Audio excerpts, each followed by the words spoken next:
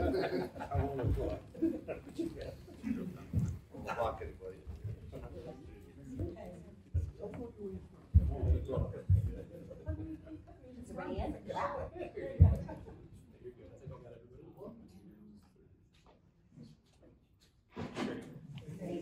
Thank y'all so much for everything. Thank you very much. I'm good to go.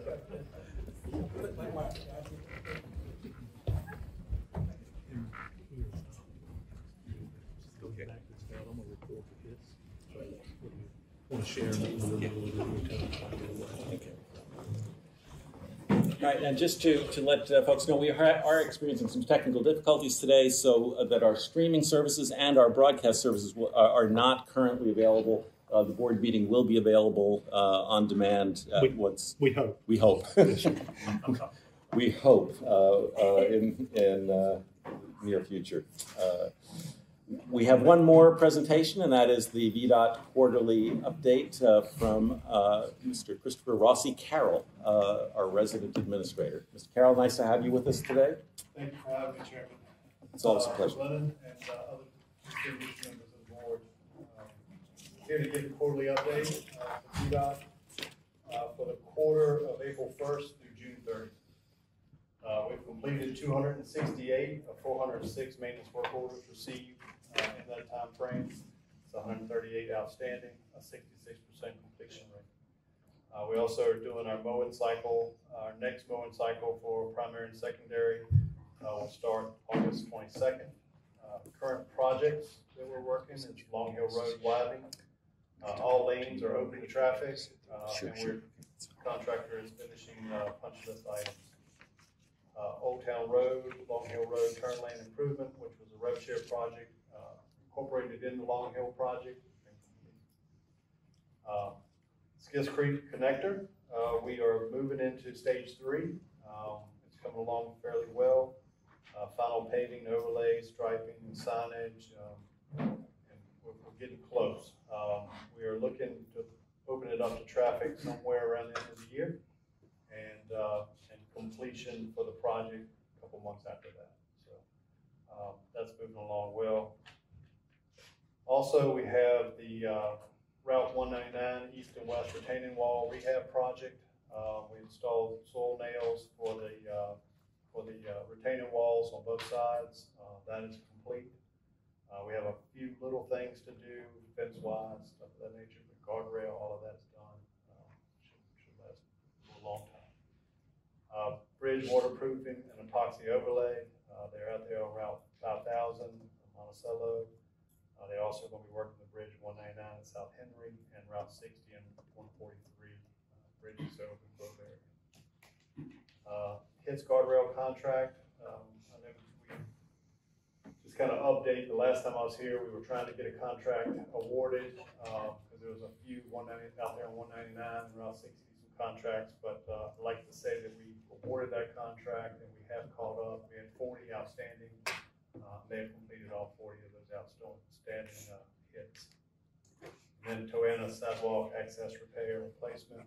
We repaired the sidewalks outside.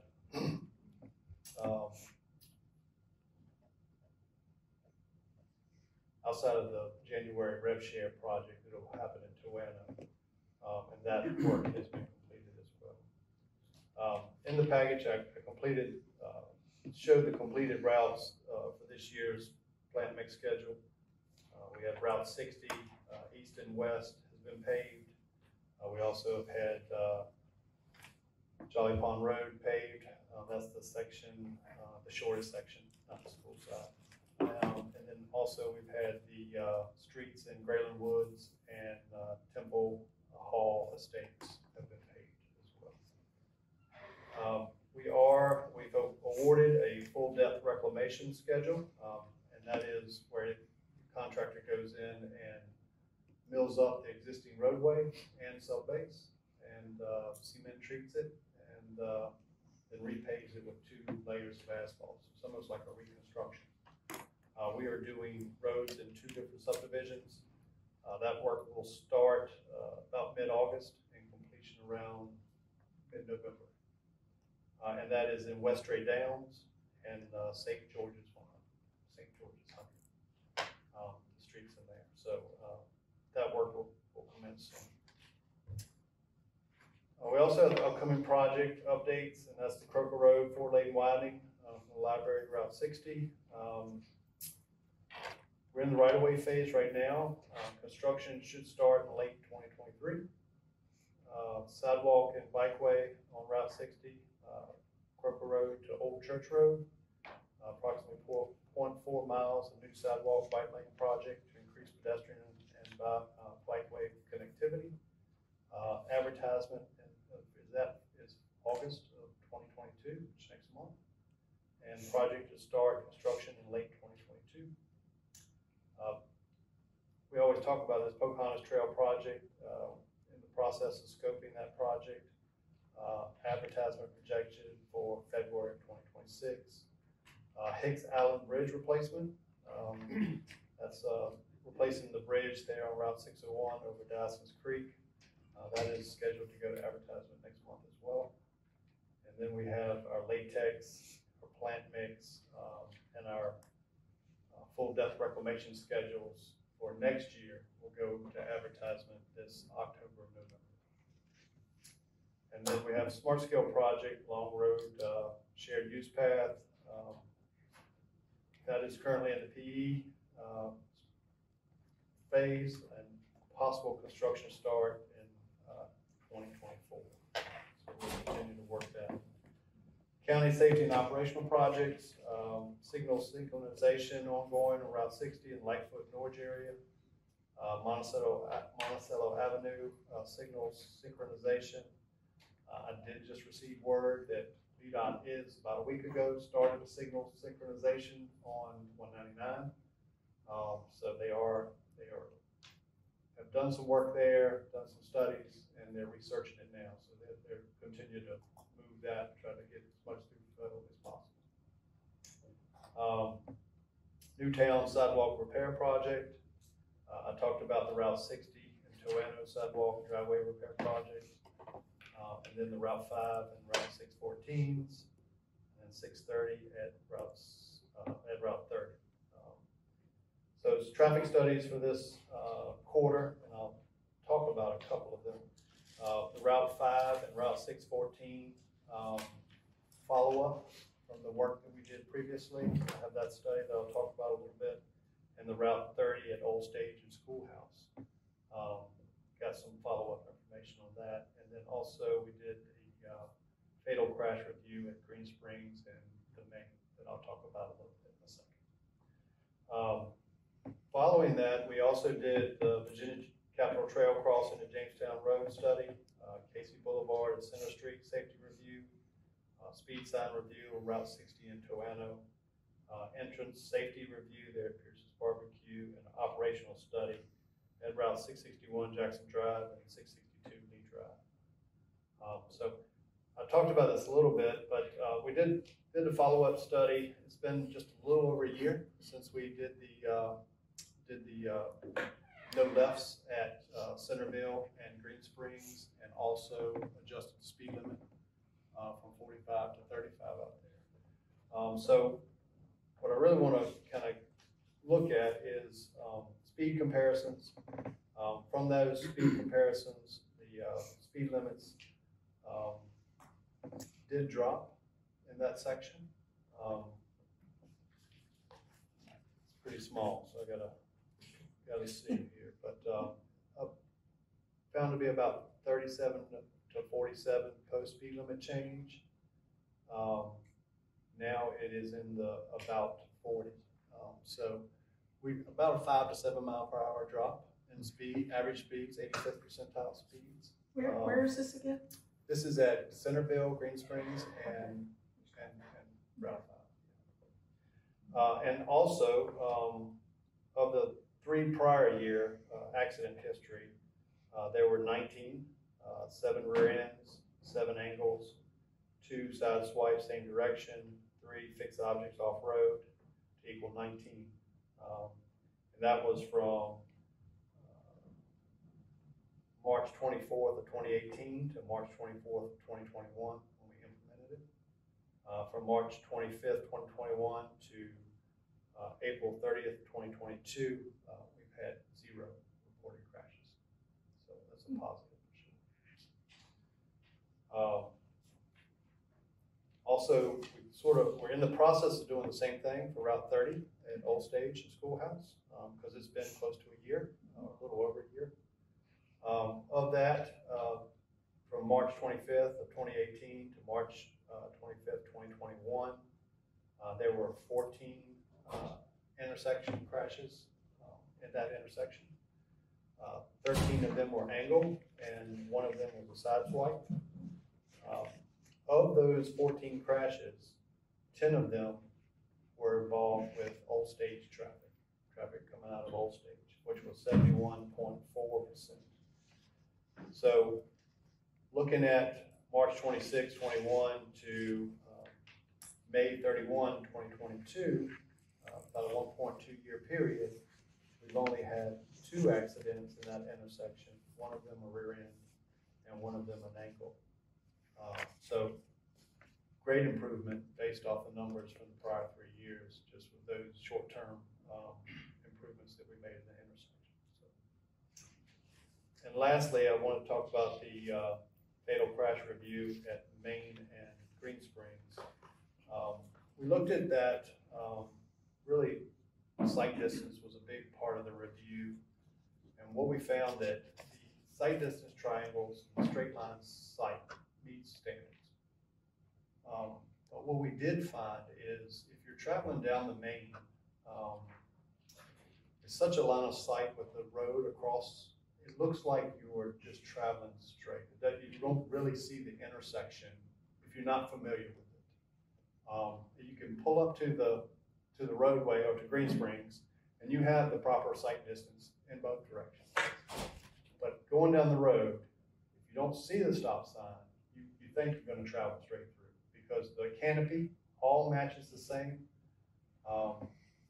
So what we're going to do is we're going to install stop bars and double yellow lines for about 50 to 100 feet coming up to the stop bar. The stop bar is going to be about 4 feet from Green Springs Road to really break up and to show that there's an intersection ahead. And then we're going to redo the stop signs at that intersection as well. I really think that is part of it, is being able to notify, to identify that there's an intersection. And I've ridden it multiple times, and that's what I find, that if you're not familiar with it, it looks like the road just carries straight forward without the intersection with no markings. It's not even any road markings that it kind of skips right there at the roadway. So we're in the process of submitting a work order for the installation of those, and then we'll do the same thing. We'll restudy it and see if there's any improvements moving forward. And that concludes my presentation. And if any members of the board have any questions, I'd be glad to take them. Should we go ahead and Mr. Eisner, would you like to start? I just want to make sure that we got a copy of the report, because I don't think we had had it prior to the meeting. We can make sure that comes to us. Appreciate it. Yeah, I like those stats too, especially with the Old Stage area.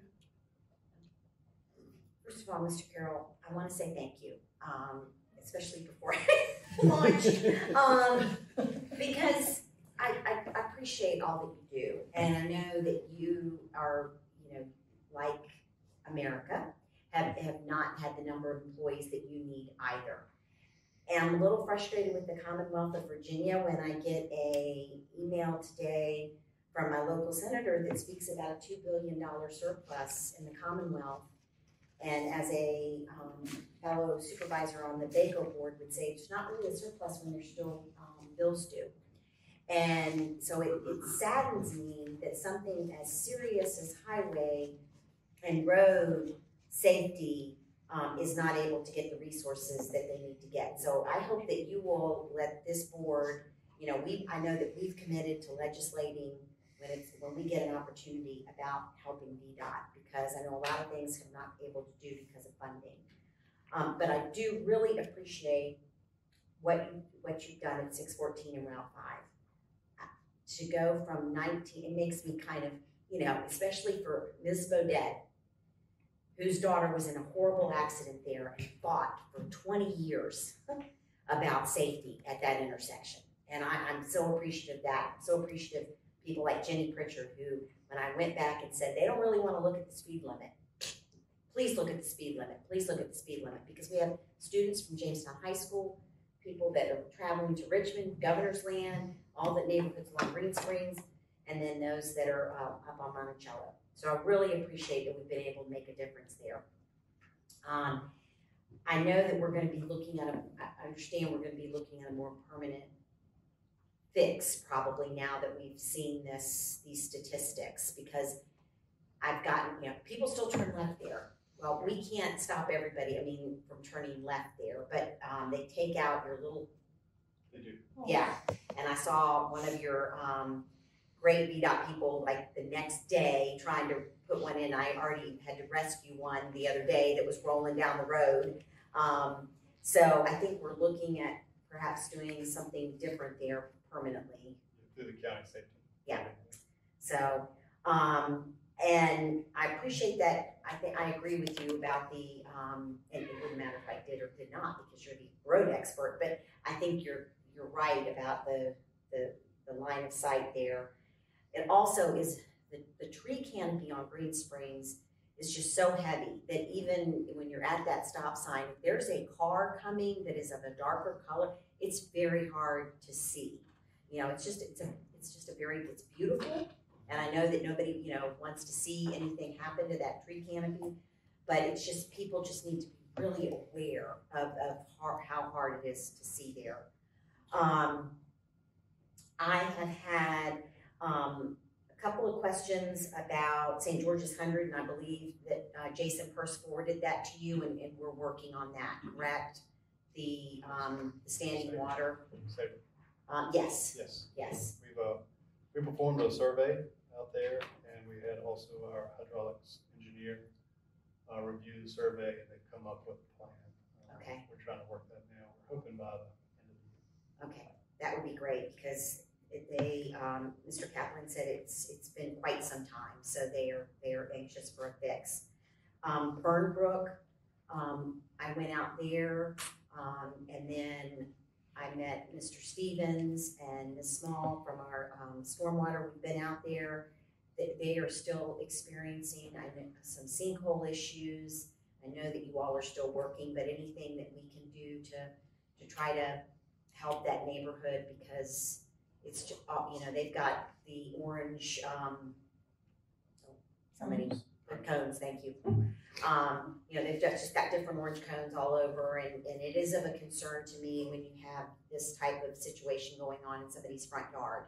There's lots of kids in that neighborhood, so if we can just keep looking at that, I would appreciate it. And I think that's it. Thank you, Mr. Carroll.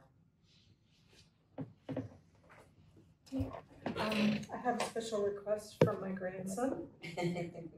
He crosses Long Hill Road on his bike, and if you're leaving the Whisk to go across to Long Hill Gate, the line of vision is getting lots of shrub and overgrowth there. He would appreciate it if somebody would please trim that back for safety reasons. I told him I would bring that up. So I'm covered at home. Also, in terms of the Old Stage Rochambeau area, so what is the next step? Is what's set up there, is that going to be a long-term fix, or is there going to be a permanent change? What do we do now? So we put everything up temporary.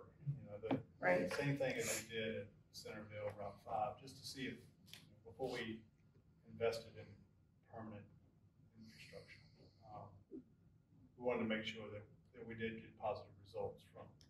We didn't want to put in a center island, and the same thing there at Old Stage. We'd have to put in a concrete center island, just allows right zoning. And the signage is there, and then we put up the bollards, just like we did at Centerville.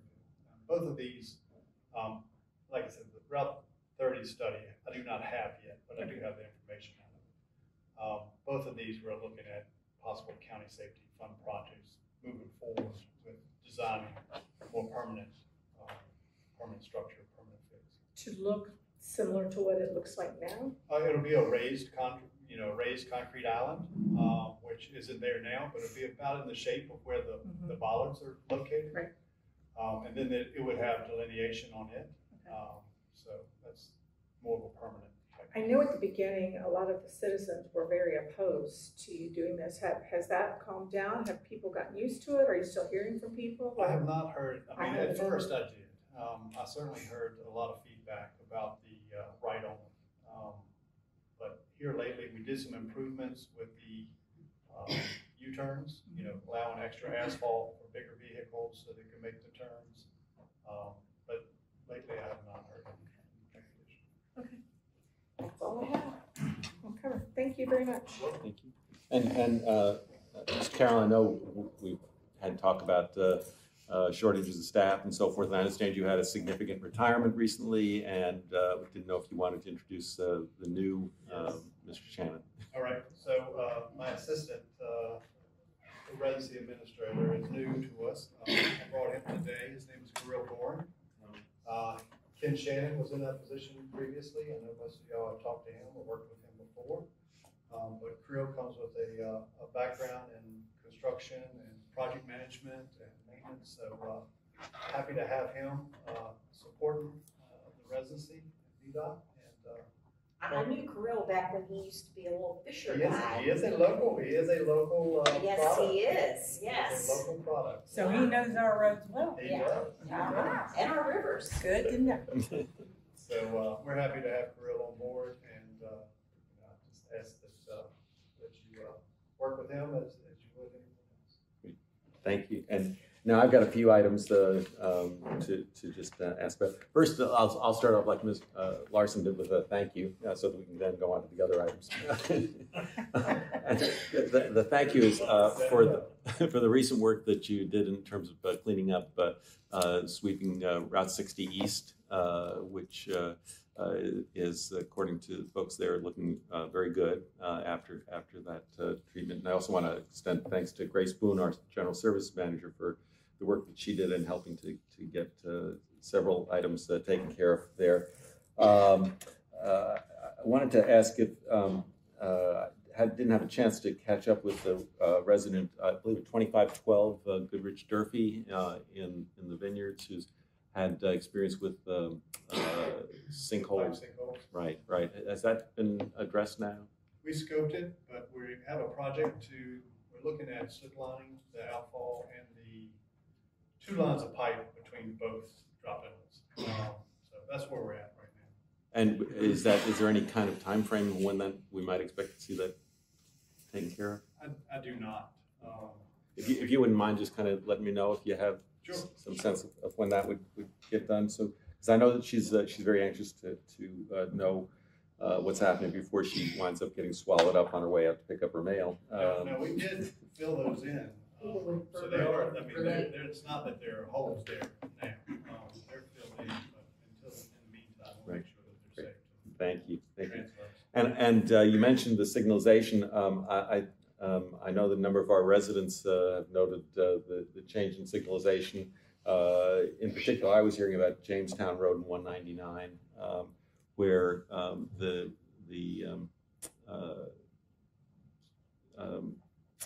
synchronization had changed dramatically in the sense of letting one left turn lane go with the traffic flow from that area, and then eventually stopping that traffic flow and allowing the left turn in the other direction going on to Jamestown Road. But I understand that it also extends beyond to all the signalization between Mounts Bay and probably Route 5. There have been some changes there. And I think, I don't know exactly what that test will, and I assume this is a kind of test of whether this is going to work well. Normally what we do, we study it. Right. We study Right. the movements, vehicle counts, all of that, try to come up with a plan to help get through the best throughput at those signalized intersections we can. It's sort of a work in progress because things change. You have high volume, right, peak hours that you're trying to mitigate, and then you have the regular hours. So it's sort of, we start something and then we kind of have to adjust to give you a good example, and I'm fairly proud of, is the Monticello Avenue corridor.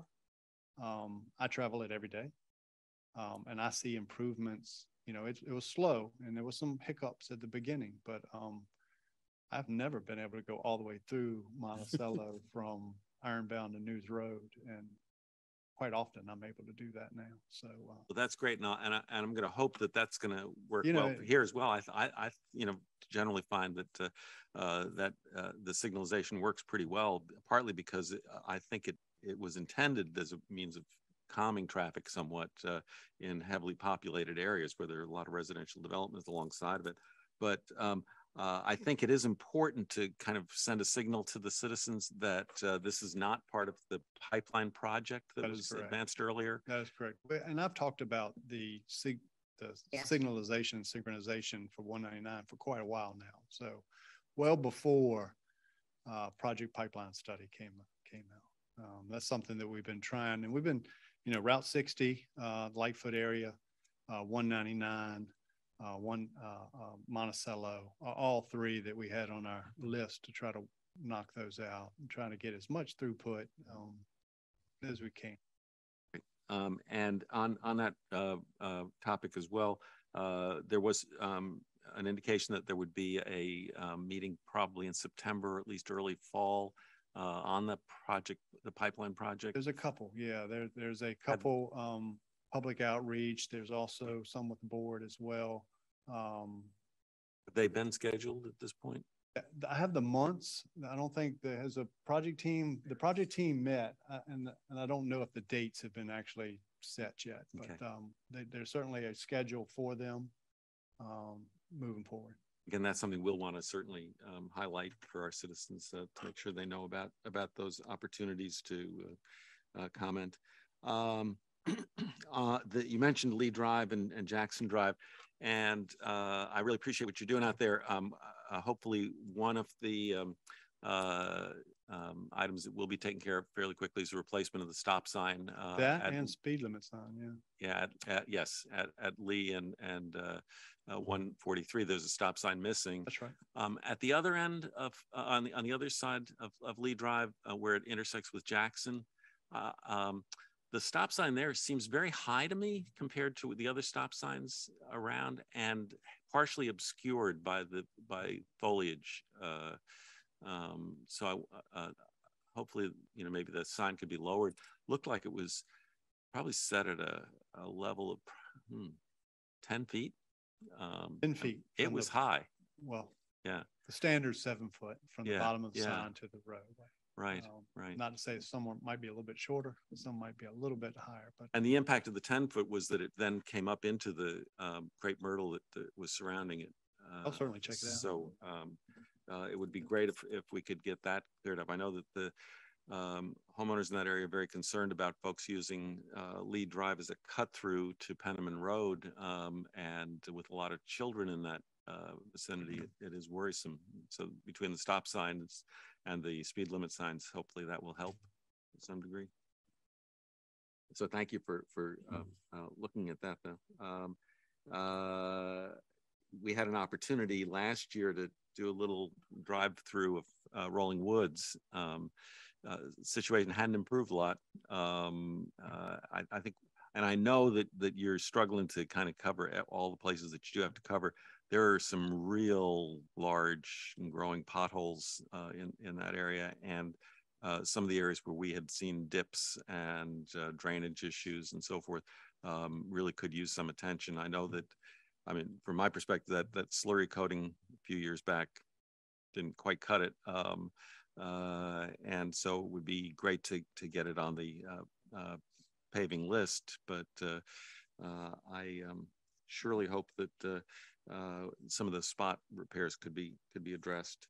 And I think the only other thing I would say is in a more general sense is I've noticed a lot of discussion recently of new treatments on top of pavement that have a lighter color that apparently have a pretty significant impact in reducing heat absorption by the pavement and cooling the adjacent areas, and wondered whether VDOT is looking at anything like that in terms of its paving projects? We've studied a lot, quad pavements, different aggregates.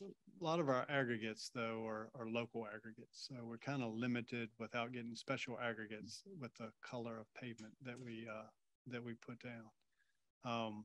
But I'm not aware of a study on heat reflect off of asphalt. Maybe we'll have to think about suggesting that maybe for our legislative packet as we go forward, because apparently in places where they are using it, it has an impact of 8 to 10 degrees of temperature, which of course also then saves the any buildings or either office buildings or residences a significant amount of air conditioning and the like. So, you know, just part of that though, you really have to see how the life of the pavement, if this is something new, right? You know, does it last 10, 15, 20 years? Of course, in the West, they're doing it all over the place, and they've been doing it for quite a while now. And, yeah, if it lasts, I mean, it seems like a great opportunity, but. Great. Okay. I think that's it for me. Anybody else have anything? Oh, well, I thank you for your help with the bicycle lane clearing that Mr. Smith brought to our attention. Appreciate it. And if you talk to Mr. Shannon, please express our thanks and our congratulations on his retirement. Thank you very much for all your efforts on our behalf, and we'll look forward to seeing you, I'm sure, before our next quarterly update. But thank you all for having me again. Nice to see you. Thank you. Okay. Next item of business is consent calendar, and I'm going to quickly go through the items on it, but I will tell you 2 items that I would ask that we pull. First, we have an amendment to the contracts of the county administrator and county attorney, and I would ask that we pull that item. Second is authorization for to grant an easement to Virginia Electric Power Company at Jamestown Beach Event Park so that they can pursue some undergrounding of wires, which I think is just great. Budget appropriation of pedestrian and bicycle accommodation, construction, and maintenance funds in light industry site for $180,000, which can be applied to another project. Item number 4 is a contract award of $112,200 for operational medical director, and I'm going to ask that item be pulled as well. Contract award of $220,976 for watershed management planning services for Diaskin Creek. Contract award of $512,772 for watershed management planning services for Powhatan and Yarmouth Creek. Contract award of $733,500 to replace 2 ambulances. Grant award of $30,000 radiological emergency preparedness. Minutes adoptions from our June 28th meeting. A resolution of the Chesapeake Bay Preservation Ordinance violation at 122 Paspahegh Drive. Resolution of a Chesapeake Bay Preservation Ordinance violation at 729 East Taswell's Way. And resolution of support for smart scale transportation funding application. So I've asked for 2 items to be pulled. Does anybody else wish to have any? Which 2 are you pulling? Number 1 and number 4. So I would like to pull number 6. I just would like some more information about what that entails. That's all. Great. Just no problem With that, does anybody want to move the remainder? I'll move the remainder of the consent agenda. Okay, we have a motion to adopt the remaining items on the consent calendar. Mr. Stevens, call the roll, please. Mr. Eisenhower? Aye. Mr. Hippel? Aye. Ms. Larson? Aye. Ms. Sadler? Aye. Mr. McLennan? Aye. Motion carries. So let's start with item number 4, the contract award and Chief Ash.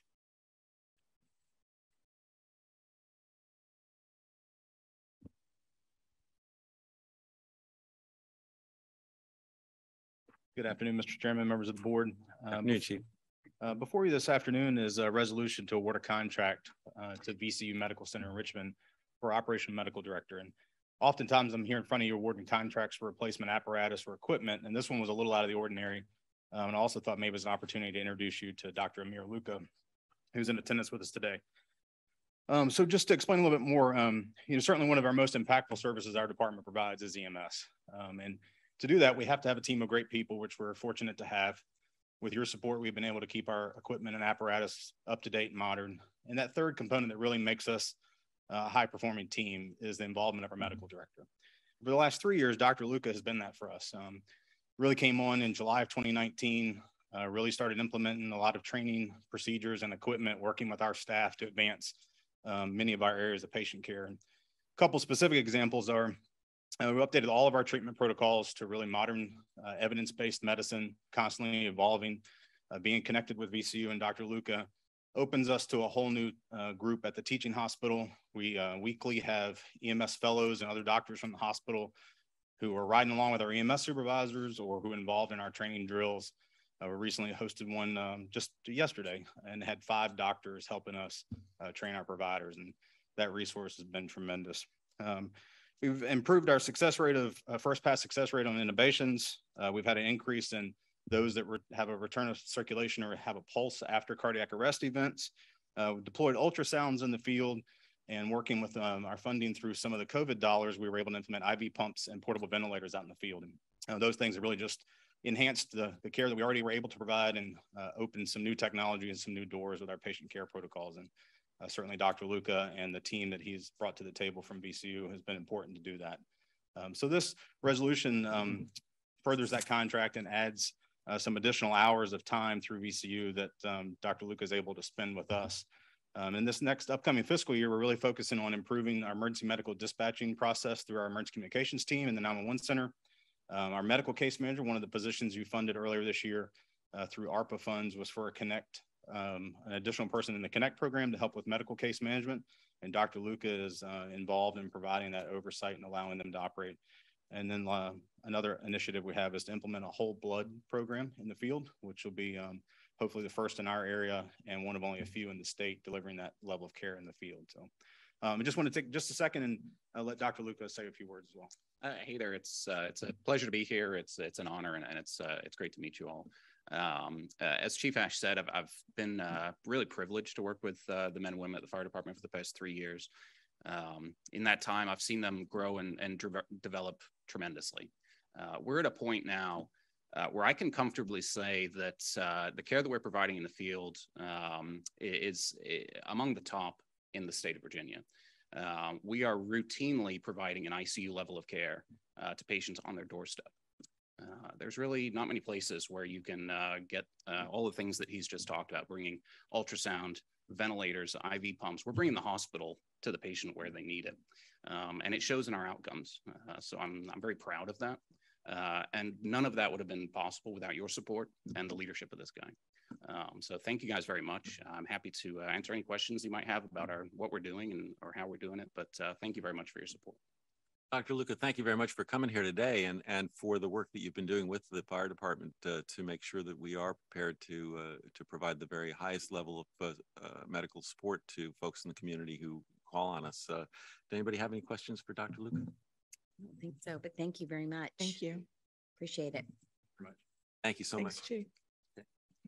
So do I have a motion now to approve that item number 4, which is a contract award of $112,200 to Operation Medical Director? Motion to approve. Motion to approve. Mr. Stevens, would you call the roll, please? So, Mr. Eisenhower? Aye. Mr. Hippel? Aye. Ms. Larson? Aye. Ms. Sadler? Aye. Mr. McGlinnan? Aye. Motion carries. We go on to number 6, which is the contract award, $512,772 for Watershed Management. Ms. Small. If you wouldn't mind just giving a quick overview of what that, not very long, just a quick, what that's going to do. I appreciate it. Absolutely. Yes. Good afternoon, Mr. Chair, members of the board, Mr. Stevens. Just wanted to fill you in on the contract award for the Watershed Management Planning Services for the Powhatan and Yarmouth Creek watersheds. We have watershed management plans for these 2 watersheds. They are from, I believe, 2001 and 2003. So they're our oldest watershed plans. And as you know, the Powhatan Creek watershed is one of the most developed in the county.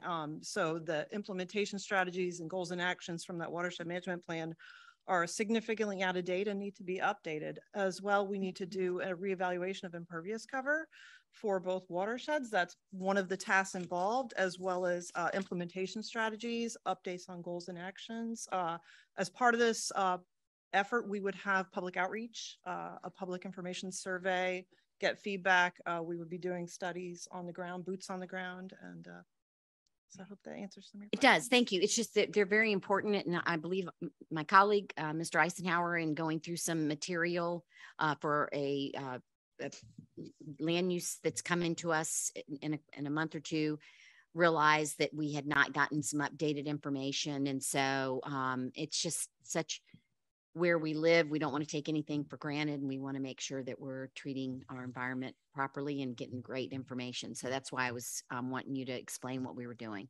Thank Do you. that. It's our first step in the process. So thank you. Thank you. Small, right, but one thing, that 2001 was, I think, the Powhatan Creek Watershed, and there was an impervious, at least an impervious cover update that was done, I think, sometime around 2008, or was You are correct. okay? I couldn't remember it exactly, and the reason it's so important is because in that 8 years or 7 years, the actual impervious cover in a lot of places had far exceeded the total, what was originally projected as the total build out. So that we, and it's been since 2008. It's a long time, and there's a lot of development that's gone on. So we really don't know what we have out there. And I think this is a really critically important project in order to make sure we have that information before we can make any effective land use decisions. So thank you.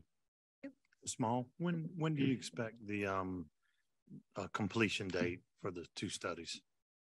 Completion date. Okay. Well, I would say no sooner than a year. But to be realistic, let's say 1.5 years, no longer than 2 years. But I think the goal is, within 12 months to have most of that done. But as far as the impervious cover study, that's going to be done as the first step in both. So that would be much sooner. So within a couple months. Okay. Thank you. Thank you. Thanks very much. Have a motion on this one? I'll move number 6. We have a motion to approve item 6. Mr. Stevens, call the roll, please. Mr. Eisenhower? Aye. Mr. Hippel? Aye. Ms. Larson? Aye. Ms. Sadler? Aye. Mr. McGlynn? Aye. Motion carries. All right, and now we have item number 1, the amendment to the contracts of the county administrator and county attorney. Prepared this time. Mr. Chairman, members of the board, at the board's last meeting, you did an annual review of both the county administrator and myself, and we're still here. And thanks to the generosity of the board, you've offered to give us the same salary adjustments as given all the other county employees, and that's what the resolution would seek to do. Happy to answer any questions you may have. Thank you, Mr. Kinsman. I think we don't really have questions. I just think this is a good opportunity for us to express a little bit of the rationale of the board for making the decisions that we did. And to look to my colleagues if they'd like to start that off. I'll tell you that, in being the guy on the board who consolidated all of the input from everybody, the board independently, each member doing the ratings came out with a really phenomenal assessment of the performance of both of these individuals. And we are very, very proud of the job they've been doing for us. So we felt that that was the appropriate step to take. Yeah, we're very lucky to have both of y'all leading the county and helping us with our daily chores and activities and keeping us out of prison. Adam knows where I'm going with it.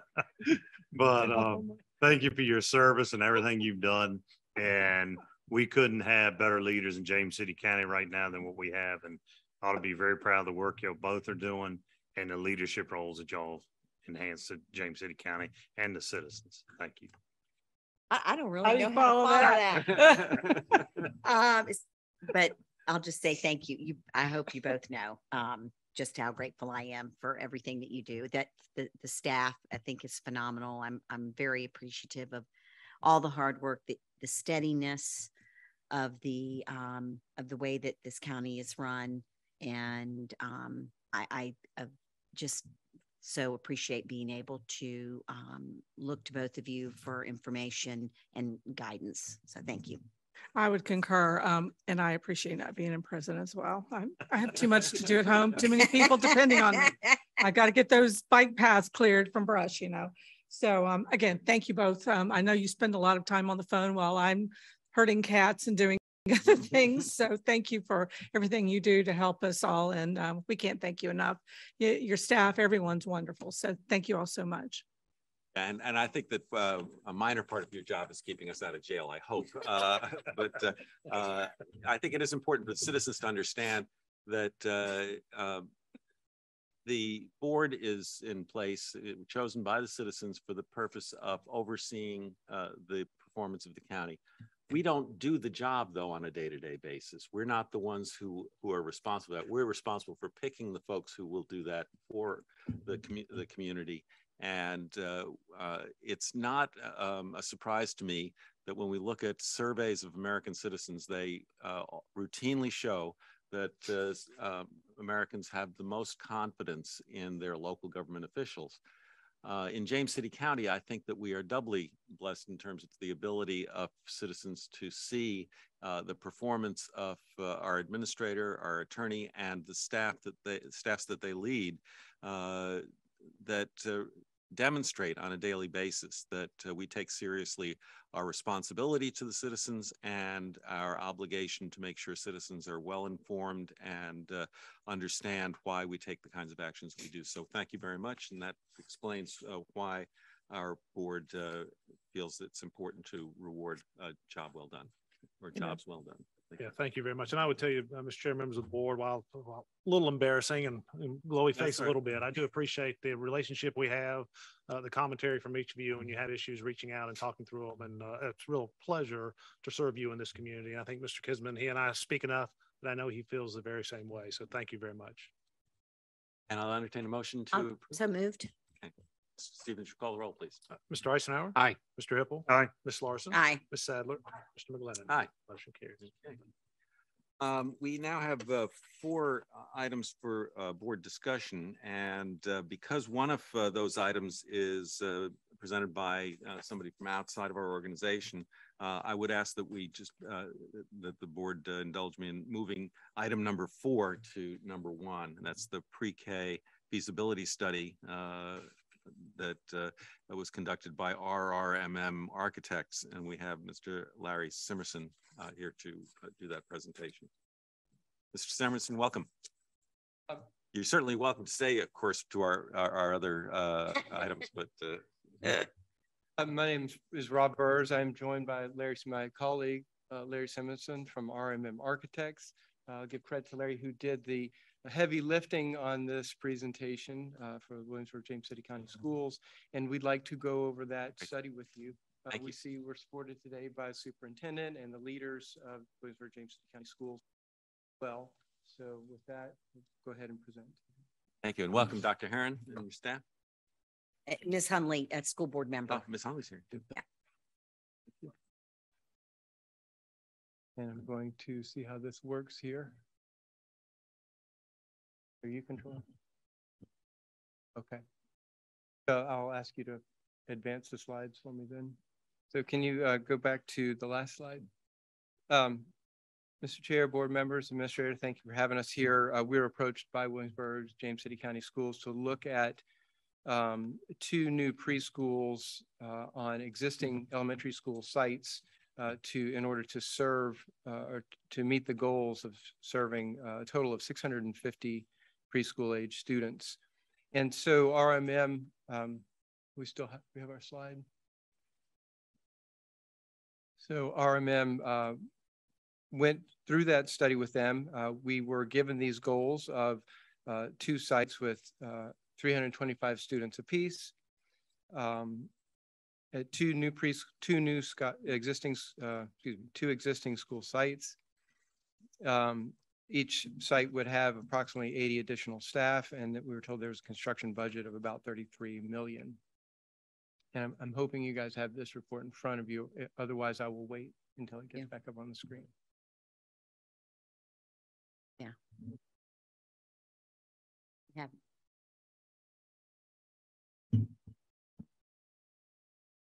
There we go. Perfect.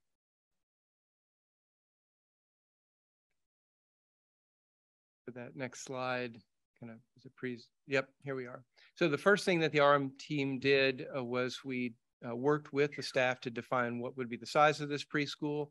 And through a mini programming session, we came up with 46,600 square feet for one of the 325 student buildings. The next slide shows how we created 4 plans so we could test them on the different sites. These are not designs that you would use. These are really just test fits to show the footprint of the building. and a few different configurations to work with the different sites. The next slide will show that we looked at all 9 elementary school sites. And from that, we found 5 that by available property and proximity to different parts of the county were possible candidates.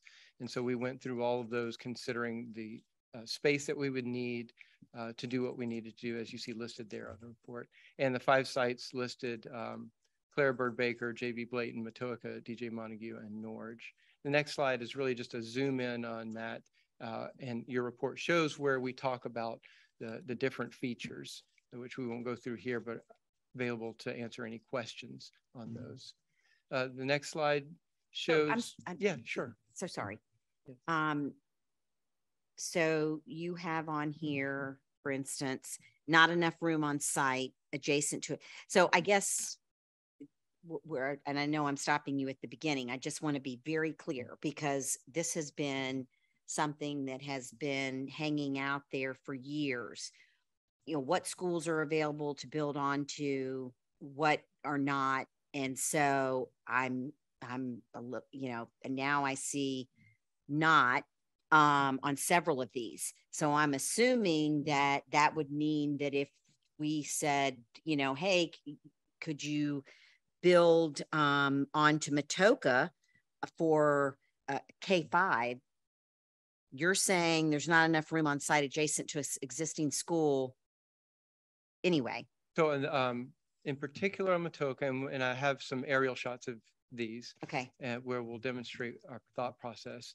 But at a high level, we looked at, is there enough room for, number one, the footprint of a 46,000 square foot preschool, okay, and associated drive, parking, play fields, okay, without, and I talked way too fast through that part. That's okay. Thank you. So for it may be stopping me. different than they in the future could come in and say, we're going to put a wing on something, and that could be a little different if you're not adding parking or not. Maybe, okay. and it would be, you know, for every case, it would be different. So okay. if you're adding, let's say, I don't know, just a small addition to a cafeteria, you could probably handle it. But okay, once you get some of these sites, they are designed perfectly for what they do now. Okay. And some have room for addition. Okay. Thank you. Sorry to stop you, but I just.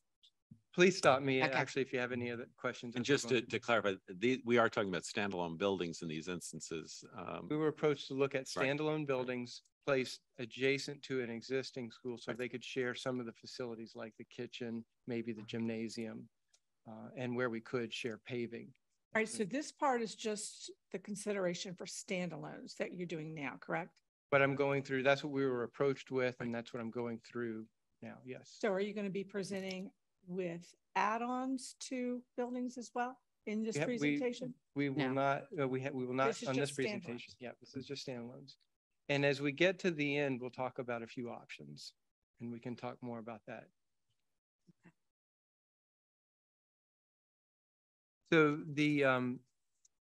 so going on to the next slide, the 2 sites out of the 5 that we looked at for space, allowable space, and proximity to serve the county the best were Clara Bird Baker in the southern part and Norge in the more northern part. There are a lot of factors that went into that, and we can go through as many of them as you want. And we'll show you an aerial. I think the next slide actually gets into that. Oh, okay. So we'll talk a little bit more about budget, and then we'll get into those areas. So going through the budget versus what we think the costs are these days, $33 million stated construction budget, 3.3 or about 10% design budget. When we look at current Virginia Department of Education cost data, you're looking at about $383 a square foot for an October 21 bid. We escalate that about 7.5% for a bid at the end of next year after design work has been done, times 93,000 square feet for 2 46,000 square foot buildings on existing sites, and we come up with about 38 million. The project soft costs, which are defined below as AE fees, furniture, equipment, fixtures, technology, engineering, easements, wetlands identifications, and all that category are really about 15% of construction costs, which is about another 5.7 million. We see we have a $36.3 million budget, and the costs are looking at about $44 million. So we see there's a challenge there. We can talk about that in a little bit. The next slide takes us up to look at schedule. How is this in the big picture? If the study was completed in June, if this were to move forward, you would interview and bring on a design team for September of 22 with about a year of design and permitting, September of 23, awarding very soon after, and allowing about a year and a half for construction, which puts you at about August of 25 for completion and move in for this scenario that we looked at. Any questions so far? We got one on the previous slide. Yes. Go back one slide. We've got let's see, where is it? Building plus site. Is that buying another site, or is that site for parking and that sort of thing? What is that? Because if we have to build or if we have to buy, that's going to add to that bottom cost. Yes. And that's reason that this board had said, let's put additions on if the school board would like to, in order to save cost, because the standalone is going to cost more than adding. And it's also going to be more infrastructure to get to the standing alone. And it's also going to, if we have to buy sites, it's going to also add on and delay the time amount that we have to. Let me explain that line item there. So that's current Virginia Department of Education cost. Looking at their history, it's hard to predict today, but we do see history and trends, and we do deal with it every day. The $383 a square foot is really just for the building on the existing site. So that line's talking about building plus a site. So we wouldn't have whatever that site cost is. So I didn't start bringing out site costs right there. We're focused on the building because we have an existing site. So this is comparable to other facilities that were built on a site, not on a website. That would be a new construction of a school would be X. That does not include site development because, you know, in our investigation, we're on existing site. Okay. So that's $383, and that was October 21. So we're escalating that for a bid in a year, September, let's say fall of 23. I'm thinking right. 7.5%. That now, 7. Oh, I'm sorry to interrupt you one more time, but while we're on this slide, because the 33 million was an uptick from what we originally were going to spend on this project. Yes. And now I'm looking at 44 million. Understand. And yeah, if we only have 33, I don't know how we're going to get to 44. As all valid concerns, so I'm really laying out what I see based on what's been asked for. Okay. And, you know, when we step back and look at everything, if you say to your school board, we'll fund 25 million, we'll fund 33 million, then we basically build to whatever you want to fund. You guys have to decide. See, I don't understand if we have 33 million, I would have instructed you to give me a design that fits within my 33 million. Yes, sir. Not into my 44 million. That you don't have. And so the way we approached this was, if you want to educate 650 preschool students, here's what we think it would take. If you say, we'll really need to be guided by our budget, then we would back down. And we're going to show you in a little bit how we did that. Okay. And all your points are valid. And we're really trying to throw it all out there. So it's not for you. I'm just trying to figure out how you came up. Yes, Thank sir. you. Appreciate it. Let's look at the next slide. And this is a slide where we start looking at how we evaluated these 5 sites that were possible candidates. The Claire Bird Baker site in the southern part of the county, you can see entry from the east side, northeast side of the site. As you proceed in on the left is your bus drop off. You proceed a little further for your parent drop off, then parking and around and down to the service entrance, and then your play fields on the bottom. So when you see this next slide, next slide, please, you're going to see the impact of 46,000 square feet and associated parking and bus drop off when you're trying to bring 325 new students onto that site. It impacts the site. One of the things that we deal with when we impact a site like this is stormwater. As we previously heard, when you make more impervious, it gets really expensive on a limited site to deal with stormwater. All the regs apply, so we have to deal with it. In this case, we'd probably be storing stormwater underground. So that's an expensive, but it's a doable solution. I think one of the biggest impacts we see on this is it affects the play fields for the Claire Bird Baker students. Let's go to the next. Have you moved you have the pre-K, I see that. Where have you put the elementary play areas? Is it the little triangle reconfigure play area up by the bus? Is that what you? Yes. So you've cut that to what, like a fourth? Not enough. Ms. Larson, this is too impactful. So we really don't show enough. Okay. So the next slide will show a variation where we try to take a different footprint and squeeze that up towards the top of the site. And we were able to preserve more play area down at the bottom of the screen. And we think this is fairly tight as well with all the required parking and maneuvering around the site. So this tells us, and by the way, these designs are not designs that we think should be executed. We're really just trying to lay what we know down on the site to see if it works, see if it'll even fit. And as we'll mention later in our analysis, it's just too tight. Can you go back 2 slides, please?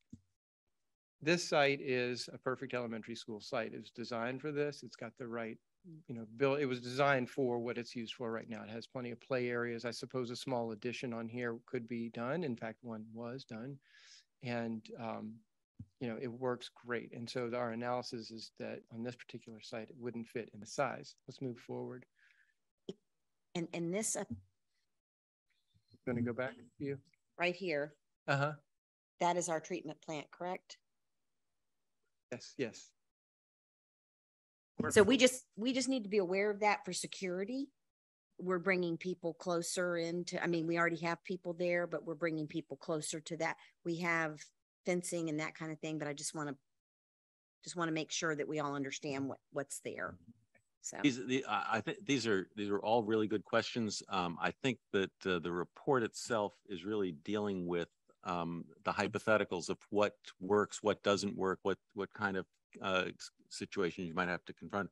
Might be useful to let the presentation go to conclusion and then come back to specific issues, because I think that one of the things that you'll hear will be that there are a number of school sites that are excluded because of constraints, and that there are other alternatives proposed to address some of those concerns. Yes, thank you. Our goal was to show you that why we didn't think that some of these would work and give you some options for your thinking.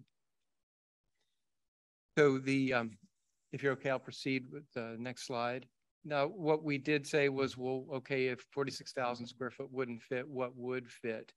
We proposed a third the size, 16,000 square foot footprint, if you want to get something on the site. And you can see it fits a little bit better. In our final analysis, we really do think it's impacting the site, but it is doable. Next slide. Looking at Norge, the site that's more in the north, similar entrance from the right side, from the east, entering school, having a parent drop off up front, moving around to the parking and bus drop off, and then around to the back, your play fields, the natural area for, if you got 46,000 square feet, that's where you'd put it. And the next slide shows, again, major impact. We would extend a bus loop across the bottom to access that. This next slide shows a second form. Really doesn't change. The impact is still there. And there are probably umpteen different variations you could do to try to squeeze it there. The next slide. And then if we were to do a smaller version, it might be doable on this site, similar to the Claire Bird Baker. It would be about a third the size and about a third student capacity on this particular site. Okay, next slide. At JV Bladen, it looks like the design team and the school system had the foresight to allow for expansion on this project. adjacent to the school, which is critical for what we were approached to investigate, doesn't really exist for 46,000 square feet. You've got parking on both sides, you've got service in the back, and you've got the play fields, which aren't really adjacent to the school. But it does look like, and the next slide shows that it looks like there on the left side, on the west side, you can see that smaller 16,000 square foot footprint would work. And it does look like the school was designed for an addition at that end. So that works out well. Okay, the next slide. The DJ Montague site, the next slide shows that does look like there's place for a smaller footprint there. Again, the 46,000 square foot just would not fit anywhere. At first glance, it looks like the smaller one works, but when we started digging into it, we found that the traffic that would bring, and it could back up onto your main road. You've got some site elevation change considerations that would require a lot of fill to bring that up. And then we think we'd have to spend a lot of money reconfiguring parking on the other side of the site to bring traffic off of the main street. So we're not thinking that's a really good place to put money for this one, but it is a doable.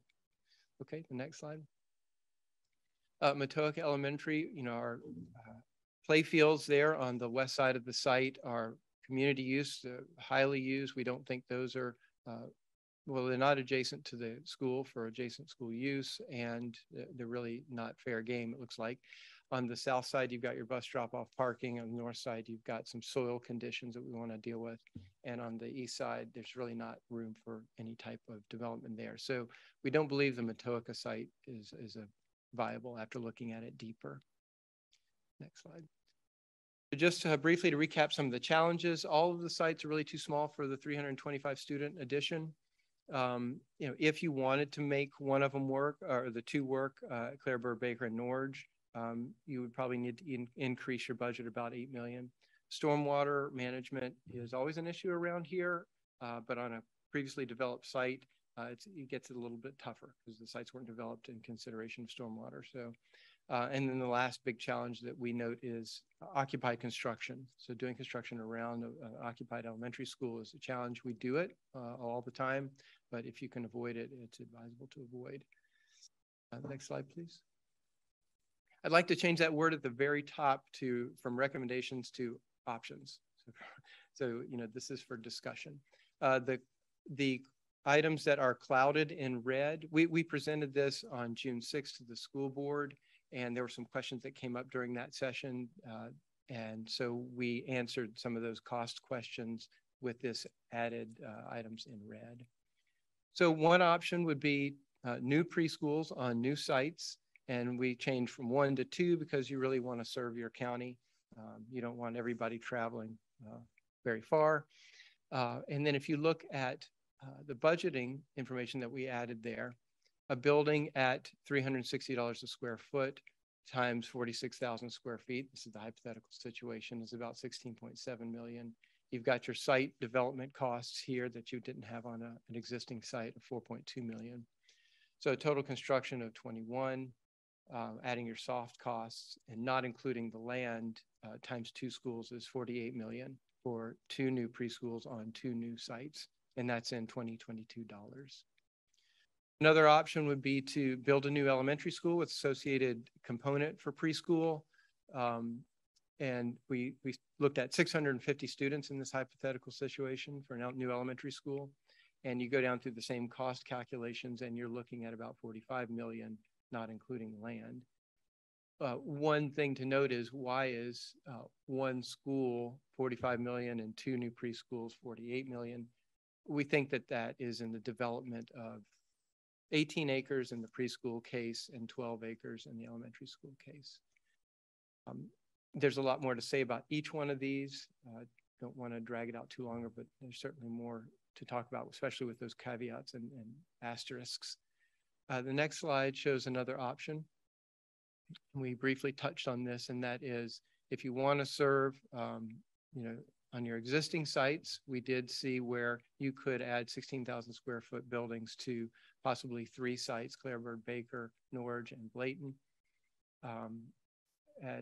With construction costs as identified there. At our board meeting, it was 19.7 million. That number did not include soft costs. Since then, we have gone back and included the soft costs and looked really hard at market conditions now. And we can talk about that more if you'd like, but it really is about a $26 million budget for that solution. And that's 3 smaller preschools on 3 existing sites. A lot of information there. Is there another slide? Okay, that was it.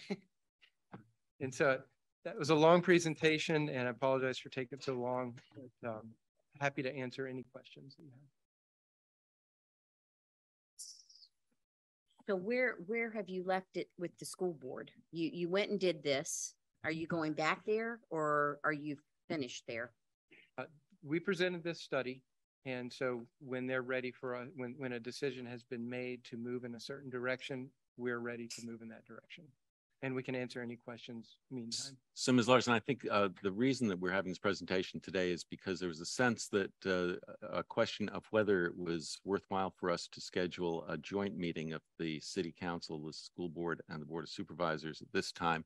And I think the general conclusion was that it was probably better for everybody to get some of this information so that we could think about it before we had to consider where we were going to go next with it. Well, because we have to get our recommendation.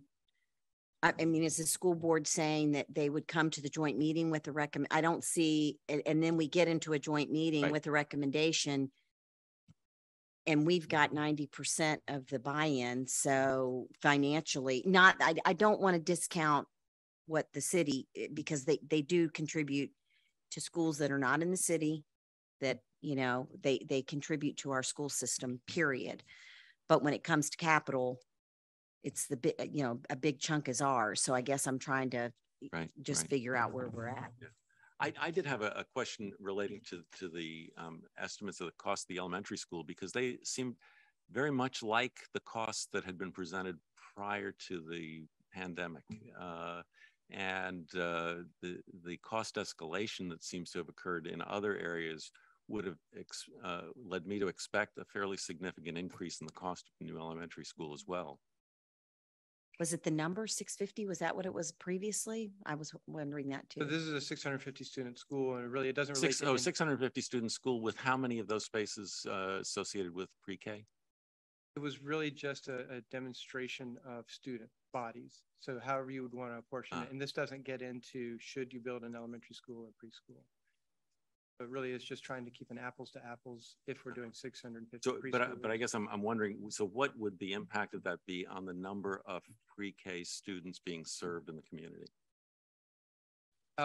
I would like to ask for some input from the school system if you're prepared at this time. It would be, but if it's a 650 student school, you could apportion out however many of those 650 that you would want to be elementary associated, keeping your preschool at the Bright Beginnings program at the other locations. So I don't know that, I think it's probably, I don't know if you want to address that. Dr. Heron, thank you. Good afternoon, Dr. Heron. Chair, members of the board, thank you for the opportunity to be here this afternoon. The 650 number is significant, and the reason we've been talking about that all afternoon is that's the number of pre-K students that were identified by the ANLAR report that needed serving in our community, which is why we asked the RRMM to do the study based on that number, whether it was 2 separate buildings or 2 big add-ons or whatever. So that's where that number comes from. And I think the number for the elementary school is based just on that number. Obviously, if we wanted to serve elementary for a significant period of time, plus pre-K in an elementary building, it probably would need to be more than 650. And would, you know, well, it also, the other thing that sort of is hard for me to kind of reconcile is when I look at the footprints for the pre-K buildings that your architects have provided, they look essentially very close to the number of square feet for an elementary school, which has twice the population of the pre-K center. So it does suggest that there is a much larger footprint for the pre-K students. Is that accurate? And then how does that relate to the kind of concept of moving to an elementary school as a solution to the problem? Let me address the square footage issue first. A preschool classroom is going to be about 1,050 square feet, where an elementary classroom might be 800. So for every classroom. The enrollment in a pre-K class versus an elementary school classroom? Depends on the level, whether it's, your toddlers or it varies. Toddlers would be 9 per classroom in pre-K. Right.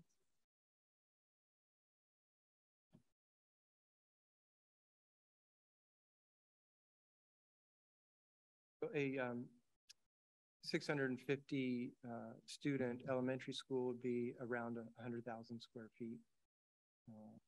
Which is what you're also saying that the 325 student. Two 300. So each 325 right, is 46,000. So, I mean, if I look at those pictures, they do look pretty comparable in terms of scale. The elementary school that they were like a Claire Bird Baker was about the same size. It's a small school. And as well as Norwich was a little bit larger. So when you're looking at them, and also Claire Bird Baker was 2 stories, is that right, in the back? So I think the visual comparison on what we've shown isn't a great comparison. If we wanted to break it down, we probably should have gone a little bit deeper, but yeah, I think the square footage is about comparable. The elementary schools too will also have gymnasiums.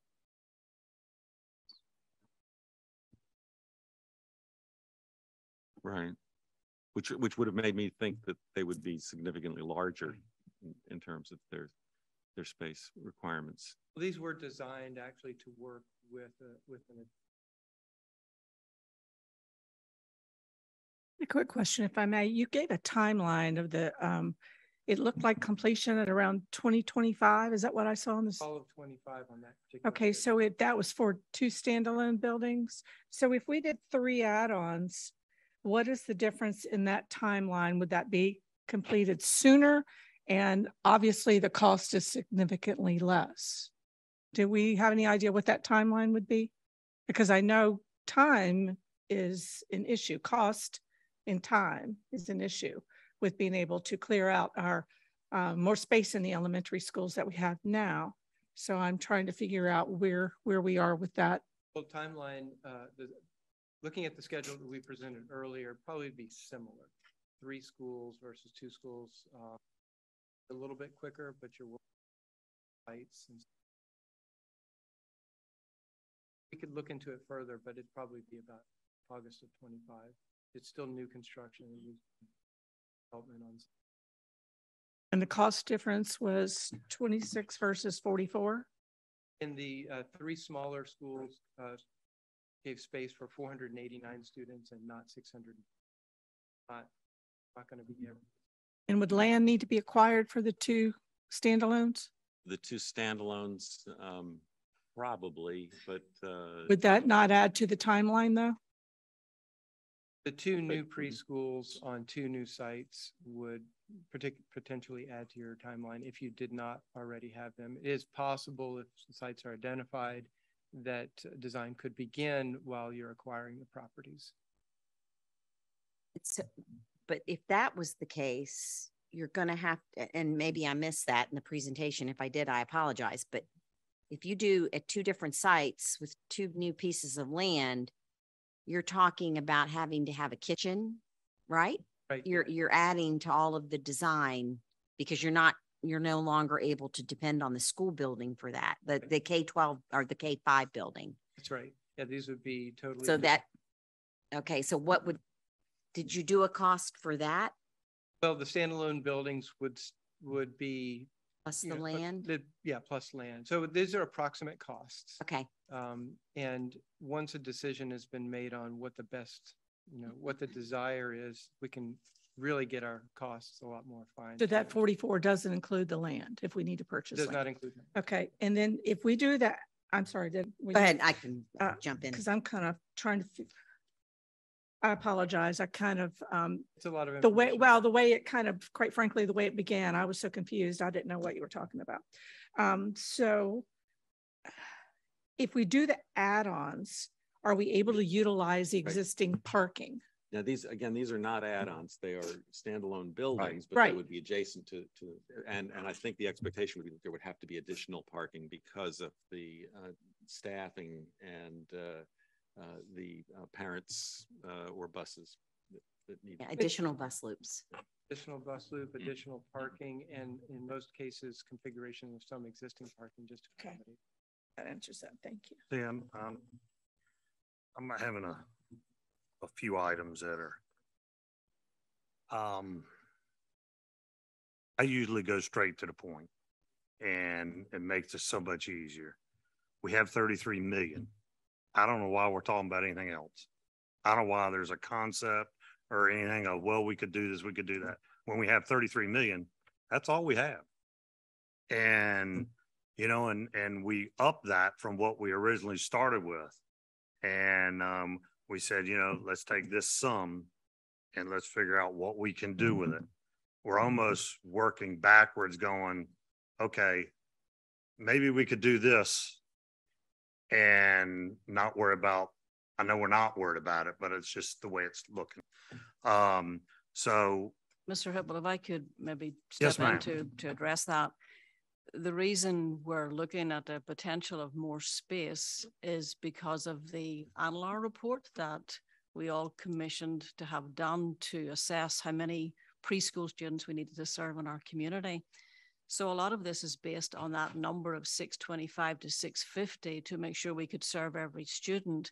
If we want to serve less than that, the three smaller buildings actually work. We would move 395 spaces out of our current elementaries, and we'd be adding on about 100 spaces, roughly, or less. So we would add some space for pre-K, but we would not be serving the need in the whole community. And so that's where that number actually came from and drove our what's possible. But right now we're doing 302, and there's possibly 640. So from the report says there should be 640. Right now we're actually doing 302.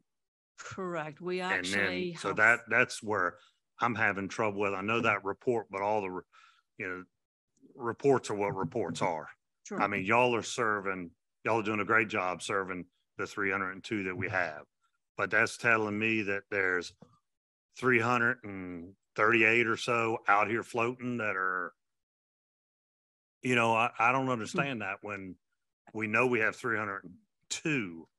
Yep. And now we're saying, and I'm all for let's make something so we can grow into it. Don't make it at 302, make it for 400 or something. But, you know, originally when we were discussing it years ago, we were talking about, okay, let's add on so we can utilize what we have in the school systems now. Also, we can utilize safety because we know, you know, that it's connected to the school and, you know, it's not a standalone building and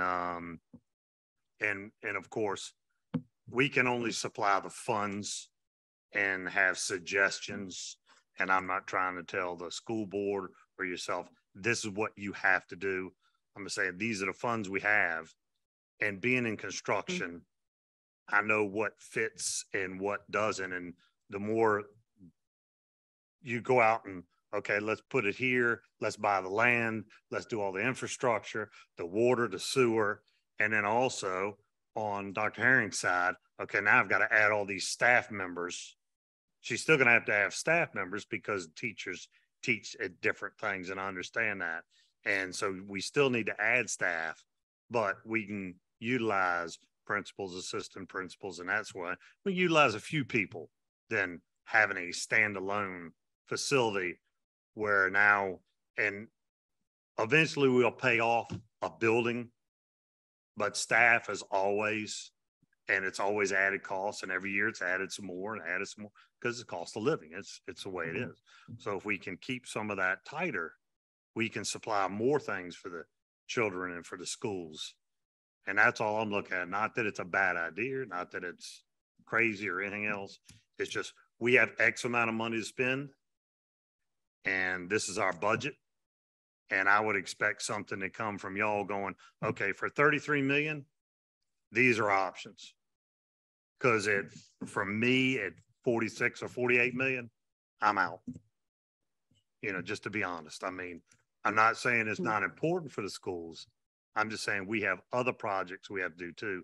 So we have to look at our balance and our budgets as well. Mr. Hibble, if I could just respond to that, we asked the architects to look at 650, which was the ANLAR number. We currently serve 395 in our school system, and we have a waiting list of up to 100 some years. And so there's a potential for 500 students that could be served on an annual basis. And so when they first came back and said we can't fit 2 buildings adjacent to elementaries because of the size of the land, we said, can you give us another option?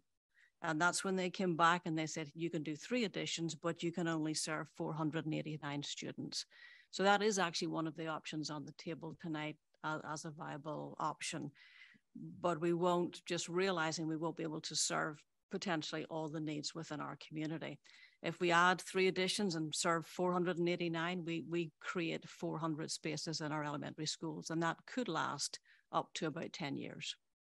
That would be a good thing. And so there is a viable option, but just wanted everyone to realize that we won't serve every student who perhaps needs pre-care services in our community. So we need and that is, but that is something that we really do need to, in a sense, amplify the ANLAR study and not only consider the question of how many are currently served in the school system through Bright Beginnings, and how many are also served by other pre-K programs that may make it to the case that we, will have satisfied the need of 650 pre-K eligible students through the combination of CDR, of the Bright Beginnings program, of other pre-K programs that might be out there as well. So I think that's probably a step that we need to kind of take to have a clearer understanding of what the total likely enrollment would be in the program. In all honesty, we didn't say that. Like from the beginning, we didn't put in defense. We didn't put a number. We said we looked at the study, and because I've been saying at every meeting we've had, what are the operational costs going to be? How many kids are we willing to serve? Because if it's 650, that's quite a bit of hit to our budget as well operationally. We never wanted to answer that question. And so now we've gone out and spent this money for this. I mean, somehow we got to come back.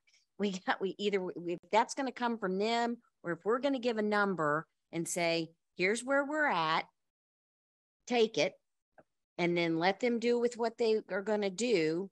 Or I guess, John, to your point, we're going to have a joint meeting, but we're going to have to decide what is the number she's comfortable with serving that's going to match up with a number that we're comfortable with doing in some sort of building. And then that would, I mean, because we're so far off your time now, because you're not going to have an RFP out for design work, correct? Correct. So how far behind your schedule are we? And that's just going to jump the cost up.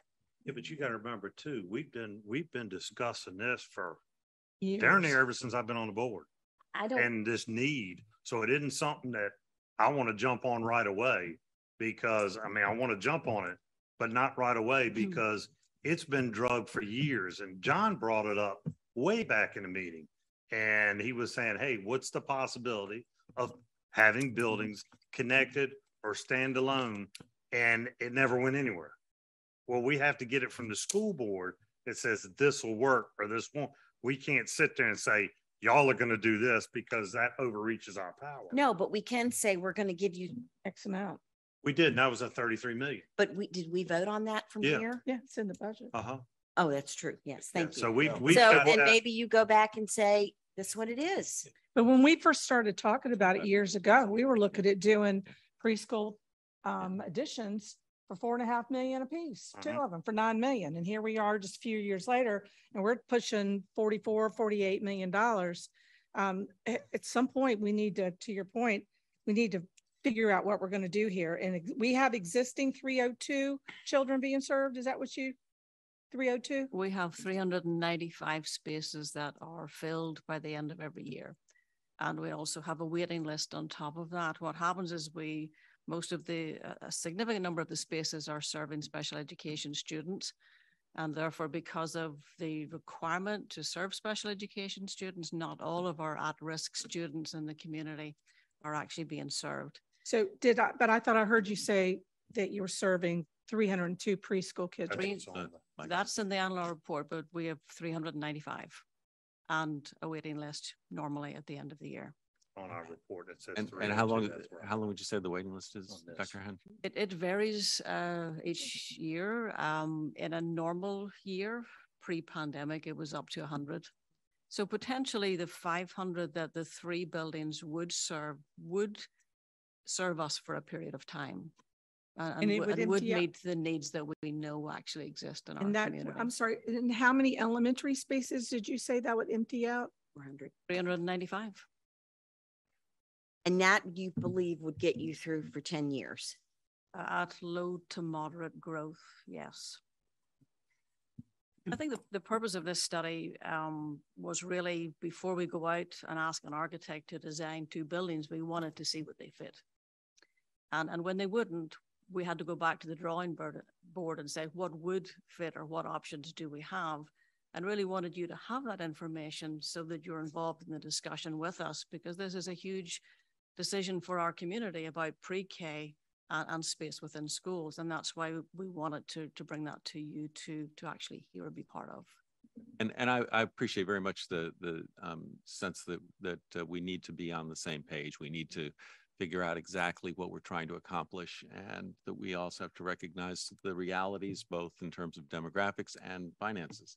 As the county administrator reminds me, we have $25 million from the county in the budget, capital improvement budget, and then the city would also be contributing to this. I think that was a placeholder so that we could understand what the implications would be, and was explained to us as a placeholder. My own sense is that it would probably be a good step for us to spend some time, perhaps in some one-on-one meetings, just developing a list of some questions and issues that we would like to narrow in on, so that we can have a productive joint meeting. Well, my concern, John, with doing that, is that if we keep adding meetings and keep adding meetings and keep adding meetings, it keeps getting bumped down the line. There's already, is my understanding, there's already money that's been appropriated for design in the budget. And if we keep on just talking about it and hashing it over, it's going to get to a point where we've extended it even longer, and that date keeps getting pushed out. I agree with you entirely. And so my hope would be that we could accomplish the development of those questions and even development of the answers by mid-September. We're not here in August. Right. We're not here in August. We don't have meetings of the board. There's an opportunity to kind of identify questions and concerns people might have, and to say, let's see if we can figure out what information would help us make a good joint decision about where the rubber meets the road. And maybe then we could have a productive joint meeting toward the end of September that would allow us to kind of say, here's where we're headed. Can I ask one quick question? We've got these 5 schools that you've listed in the report. But one of the questions I had from Dr. Heron is that my understanding is that we have a significant portion of these kids are at James River. Is that correct? They're part of the pre-K program at James River? We currently don't have a pre-K program at James River. Head Start. Head Start has 2 classrooms at James River and 2 classrooms at Norge. Okay, so that brings me back to one of the questions I think we have to remember. We're not talking, when we're talking pre-K, we're not talking necessarily the whole. I mean, the Head Start is totally a separate issue. Is that correct? Correct. Okay. Pre-K is currently at DJ, JBB, Laurel Lane, CBB, and Norge. Okay. With most of the classes being at Norge.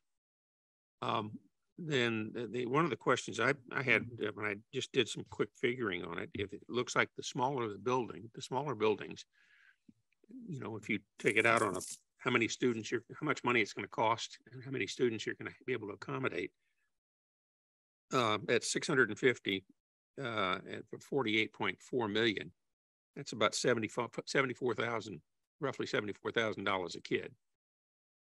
If you do the 489 at 26.1, it's about $53,000 a kid. So it's obviously much more cost effective per student to do the smaller program. My question for you is that you've picked three.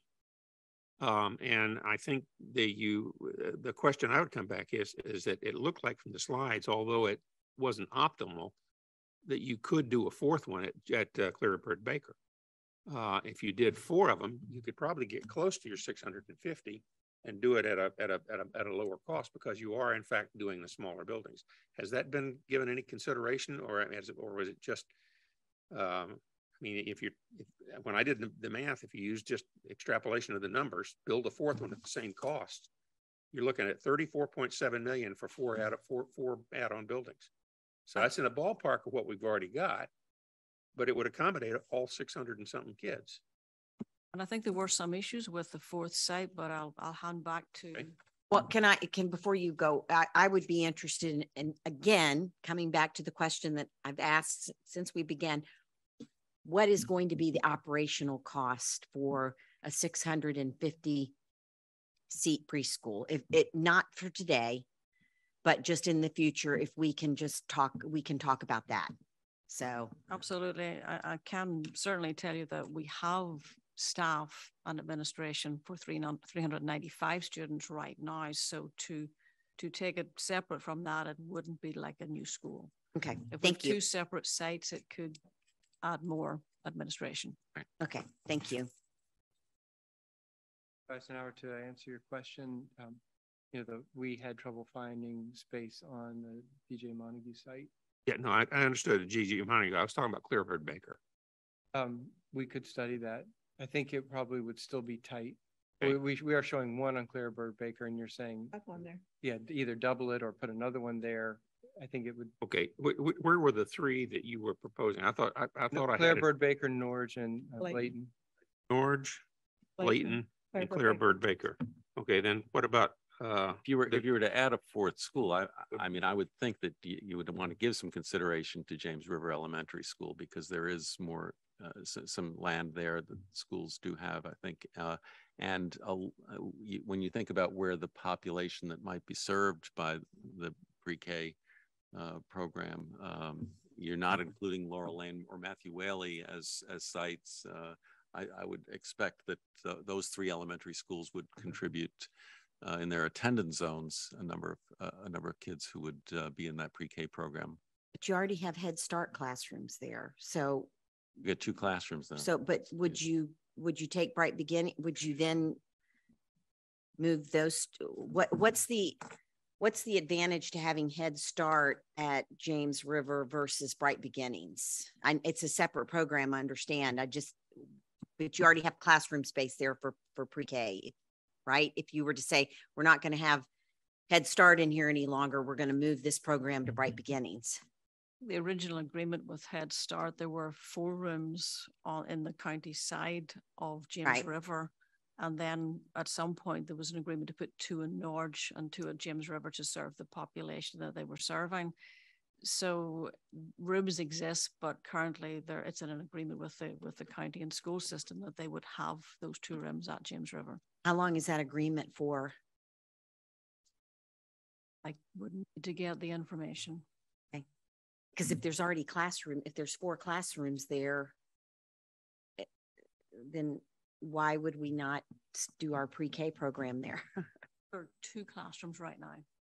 So 2 that were there previously. There are 2 Head Start, and then the others are now occupied by James River students. So there's only 2 Head Start classrooms currently there. Okay, got it. If you're coming up with operational figures for us, to Mr. Eisenhower's point, if you're going to look at adding a fourth, I would just want to know what those operational costs would be as well, because it's starting to tick back up again. For me, I would be happy with doing the 3 now, knowing that there's possibility to add on in the future if we needed to, but that's just kind of where I'm sitting right now. But there's a lot of unanswered questions to your point. I think one option is if this were to help us serve all of our students for the next 10 years, when we do reach the point of building an elementary, then we could potentially add additional preschool space at that point in time, potentially. So there's lots of options. But I think the purpose of today is to really get a sense of where we can go and where we can afford to go and what we want to do as a whole community. I guess one of the, I'm sorry, my concern was looking at the potential for the 4th site. I guess it was the one you're not using that you could do, you said, was blatant. And there were considerations. I guess Matoka was more impacted. It was more difficult to put something on Matoka, but blatant, you could do it. It's just the impacts. It's already on there. It's one of the 3 sites. It's already one of the sites. And Matoka has land, but we've had some issues with the land. We had sinking at Matoka, and they're not advising building on that land. Sounds like good advice to me. Yeah, we've been there. We've done that. Right. Well, is the board willing to accept this notion of doing some thinking about questions and getting some answers to questions during the month of August so that we can. So are we doing our questions to the county administrator who's That's what then I would working with the prefer. superintendent? Yes. That's what I would prefer. Yes. We just formulate, and then maybe Mr. Stevens can correlate with us and get some sort of a. So I guess I would ask you to Mr. Stevens, and one of my questions would be, are we doing the most fiscally responsible thing by doing $33 million versus in 10 years? What are we looking at cost escalation wise? If we're going to have to build an elementary school at that point, what's the best bang for our buck? So I would ask that question as well. But I think this has been very informative. Thank you. But thanks to everyone who helped arrange it. Yes, thank you, Dr. Herron, for your input and for being here today. Thank you very much for the presentation, and hopefully we can move forward now. All right. Can we take a 5-minute? Sure. I need We'll take a brief recess. Thank you. Thank you.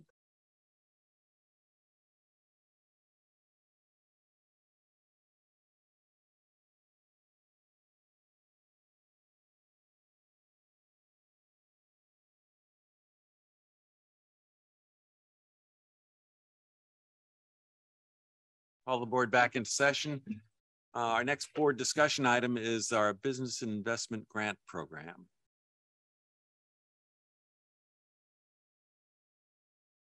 Good afternoon, Mr. Chair, ladies and gentlemen.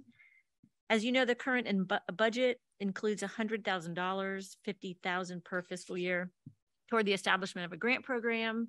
We're trying to encourage private investment and redevelopment of commercial and industrial properties.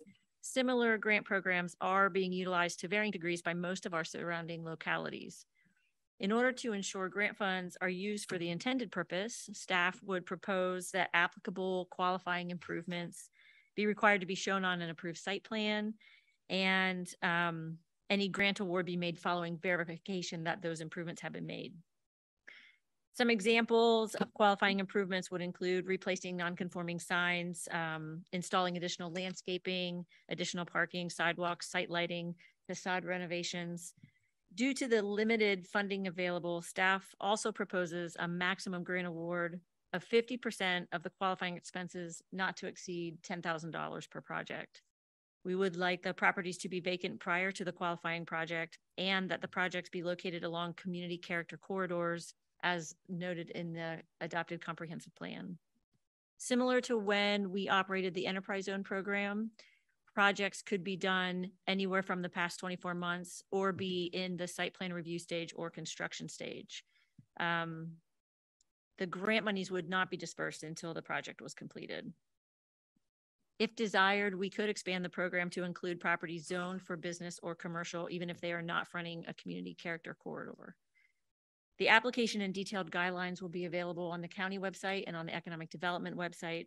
Should the board be supportive of the criteria, we would anticipate launching the program in the fall.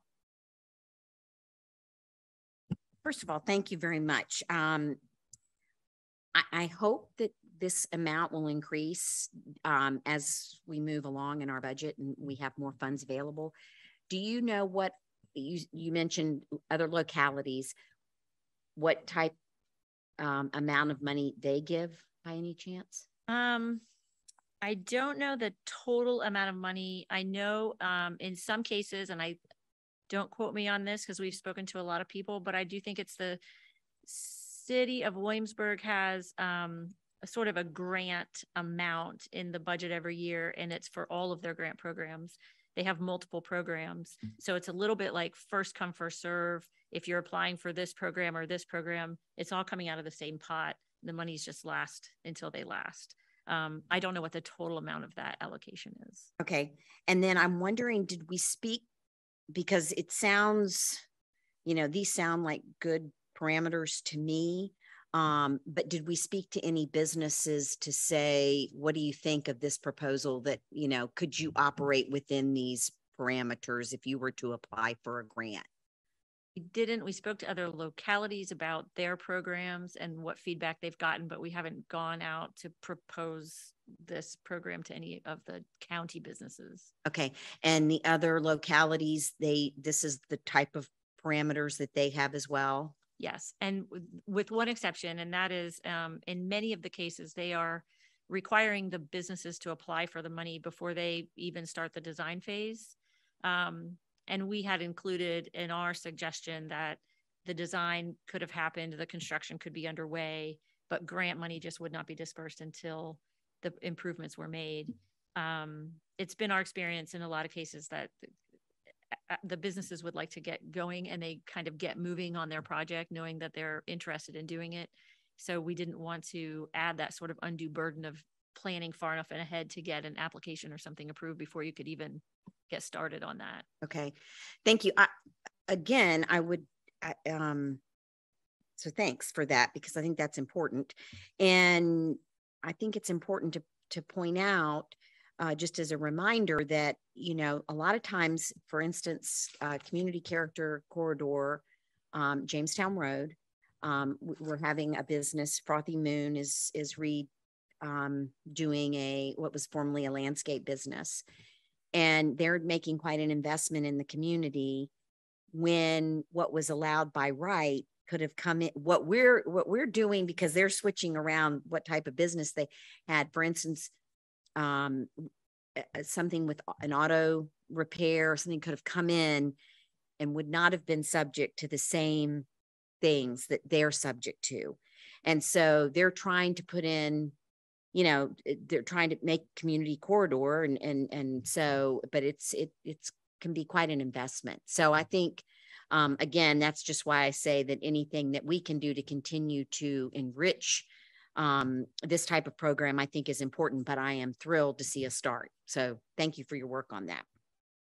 Yeah, I would like to almost see, as the years go on, maybe being able to add 20,000 to a 200,000 max for the project. Is it just for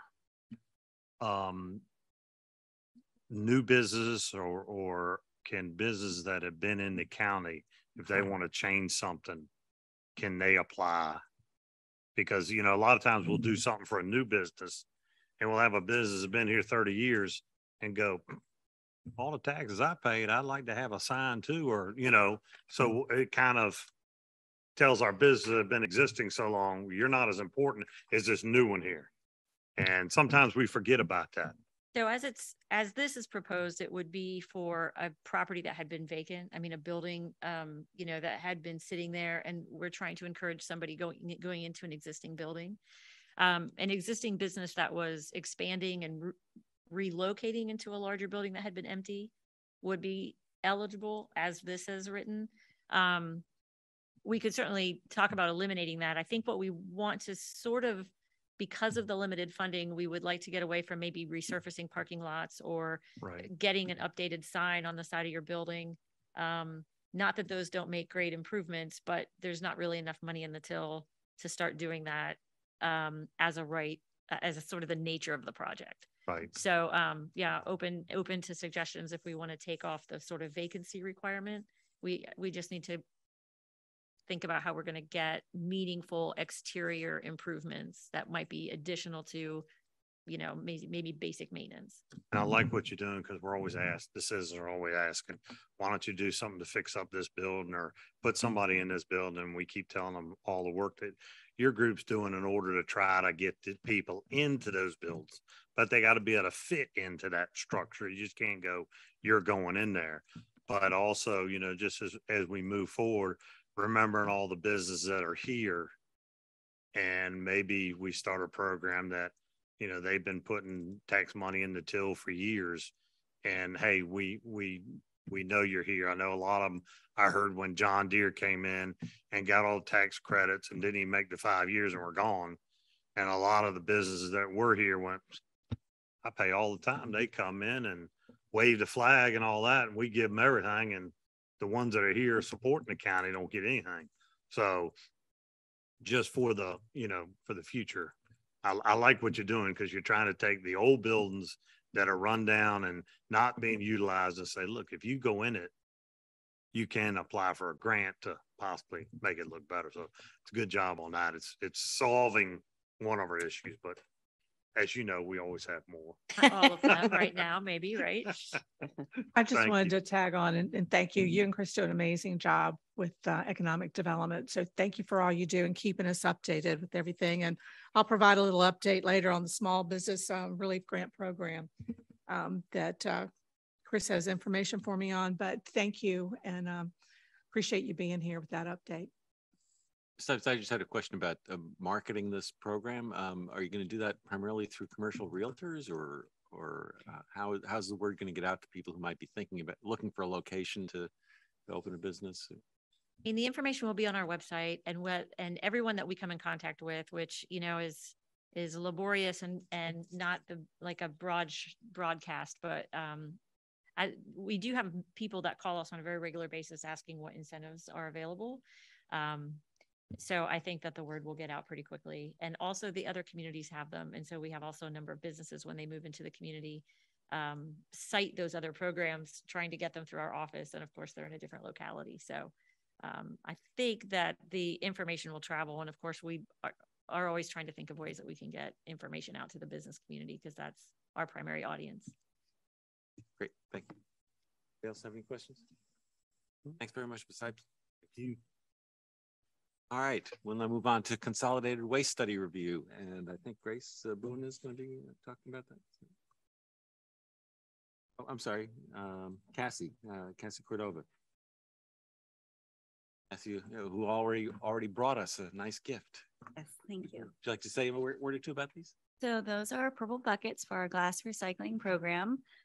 Kate was part of that program with OI class, formerly Owens, Illinois. So as you may know, we have the convenience centers, we have the purple bins out there, and we are encouraging all residents, regardless of if they have curbside recycling or drop off, to keep their glass separate. So we're providing the purple buckets, and then when convenient, to bring your glass to the convenience centers, and that glass will go directly to Owens, Illinois, or OI Glass, and they'll be recycling it into new glass bottles. Thank you very much. cool. This is looking very handy. Keep it in a good spot to catch all those bottles that contain soda or other. Other necessities. Then we'll be okay. These are very vague, so it can be whatever glass container. Depends on what kind of week we've had around here. Yeah, for sure. I ain't saying all right. So go right ahead then with Consolidated Waste. All right. Well, Chairman McGlennon, members of the board, Mr. Stevens, I'm Cassie Cordova, the Environmental Sustainability Coordinator of James City County. I'm representing General Services today. And Okay, so today we are here to review the findings of the trash consolidation study and ask how the board would like to proceed. Some background information. Currently, James City County does not provide curbside trash collection. Households can contract with private haulers or through a homeowners association for trash collection services, or residents can drop off trash at the county's convenience centers for a fee. The county provides bulky item pickup service for a $75 fee. We also provide leaf drop off and collection 3 times per year for no fee. And then the county also has a subscription-based curbside recycling service that has a $7 a month fee. So last year, James City County worked with JBB Solid Waste Management Consultants on the trash consolidation study. So this study sought to assess the current approach to trash collection and offer solutions that provide responsible, sustainable, and economic benefits to the community and the environment. At the July 2021 Board of Supervisors meeting, Chris Lund with JBB led a presentation on the trash consolidation study, which included an overview of the scope of work and a timeline. Then in August, there was a phone survey to county residents, and we also welcomed residents to share their thoughts on the county's website. And then in November 2021, JBB returned and presented the findings of the study and outlined steps forward. So the key questions the study looked to address were: what program options would the county want to provide? Would the program be mandatory or voluntary? Would it be a fee-based program such as our curbside recycling, or would it be included in the tax rate? Would the program be offered countywide or only in the public service area? And if the program were implemented, would this be done in-house or would we contract it out? And finally, would the county then continue to operate the 3 convenience centers? So JBB contracted Shepherd Research to conduct the phone survey. They recorded 405 responses. All responses were collected randomly for a scientific, valid representation of the community with less than a 5% margin of error. The key question of the survey was: if the county started a curbside trash collection program equal or better than my current service, I would participate in this service. As you can see, 56% response was willing to participate, 29 respondents were unsure, and only 15% were unwilling at the time. It's also worth noting that residents were overall pleased with their current services at the time of the study, with the private sector receiving an excellent or good level of service from 87% of respondents. And the county's convenience centers, we're very proud to say, received an excellent or good by 90% of the respondents. It may be worth mentioning that since the survey was conducted, county waste was bought by GFL, and there may not be the same level of satisfaction at the moment. The county general services, we have fielded quite a bit of phone calls from residents unable to get through to GFL. The study also looked at the cost that residents are currently paying. About a quarter are paying between the $21 to $25 range, with slightly more paying between $26 and $30. And also nearly half of the convenience centers users said that they choose not to pay for private trash hauler due to the high cost. So the key findings, in a consolidated system, the largest portion of any operation in terms of resources used to perform services is the curbside trash collection. So JBB calculated and analyzed a variety of options, factoring multiple costs. This table shows the final cost per household for either a private sector run program at about $24 or county operated program at about $25. With a nominal variation depending on whether it would be PSA or countywide. These totals consist of all program services. So that would be trash, recycling, bulk, leaf, and other debris collection. So for the residents currently paying between the $26 to $30 range, this would be a cost savings. For the residents currently paying below 25, they would potentially be receiving more services than they currently are at the 25 that they're paying or below. There are several reasons to consider why or why not to consolidate trash collection services. The first being what I just mentioned, that consolidation could offer cost savings to many, if not most, residents. Another key component would be reduced trucks on the road. So throughout this survey process, we've received significant feedback from residents with concerns with the numerous trucks in the neighborhood several days a week. It's inefficient, dangerous, noisy, and leads to excess pollution, which would all be curtailed under consolidation. There's also concern about illegal dumping, which would potentially be reduced, especially with bulk pickup being included. So for reasons not to consolidate, there's the old adage, if it ain't broke, don't fix it. Many people are, or at least were, happy with their current service and feel the free market system is needed for competition. The change would be difficult, costly, time consuming, and there's the potential for negative feedback from residents. So the county has been down this road a few times before. Considering the current momentum, the public interest, and the potential benefits, the county should first make a decision for trash consolidation. If the board approves to move forward, there are several issues that would need to be addressed. Therefore, the first step would be to hire an industry experienced staff member to lead the project. So they would answer previous questions from the board, outline the parameters of the program. They would be responsible for public education and outreach, financial planning, developing a phase system for the program, and ultimately to the implementation of the program. If county operated is selected, there are a host of staffing and facilities needs to plan for, including a maintenance garage, equipment purchases, and new employee recruitment. So what we're asking from you today is if you would like us to move forward looking at implementing this program. And I'll open up to any questions.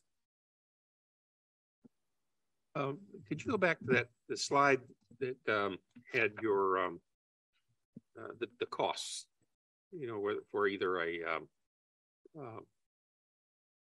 contracted out or yeah, that one right there. Okay. We didn't have that particular slide in our thing. We had a much bigger one, which had, you know, other things, but the bottom line numbers were significantly higher than what was in the report. For example, one provider, private sector, showed $22. This shows 24, 22.17, 22.14. So there's a $2 difference in what was in the report and this particular slide. And I think over on the one provider county operation, it was 23.59. So it's basically a $2 difference. I'm trying to figure out where that came from, or why we didn't, you know, because this one was okay. They added all the figures up and figured out how many people and divided it all out, and it all came out. Was it just that this is more of an average, or what? I'm trying to figure. I'm not sure which chart you're looking at. This is the GDP. Oh, from the actual report. Yeah, the actual report, because this is the first time, you know, that's the only one I've seen before. This is the only, when I reviewed this is the only thing I saw that had what the costs were for the different options. And it seemed to include everything, like, you know, bulk leaf pickup and everything, because I'm trying to compare that to what I'm currently paying. Mm-hmm. You know, this, if you take a look at this, the net result is that you know, I lost it there for a second. Just that first column, PSA only, one provider, private sector.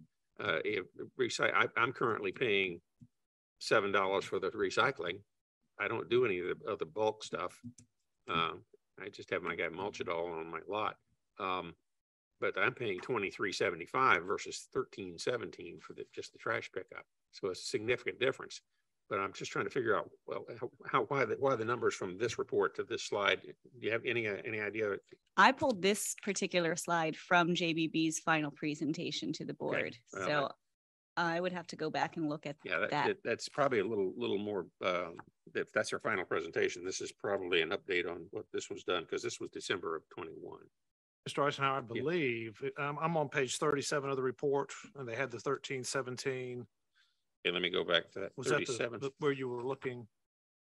And the 1459. What is that?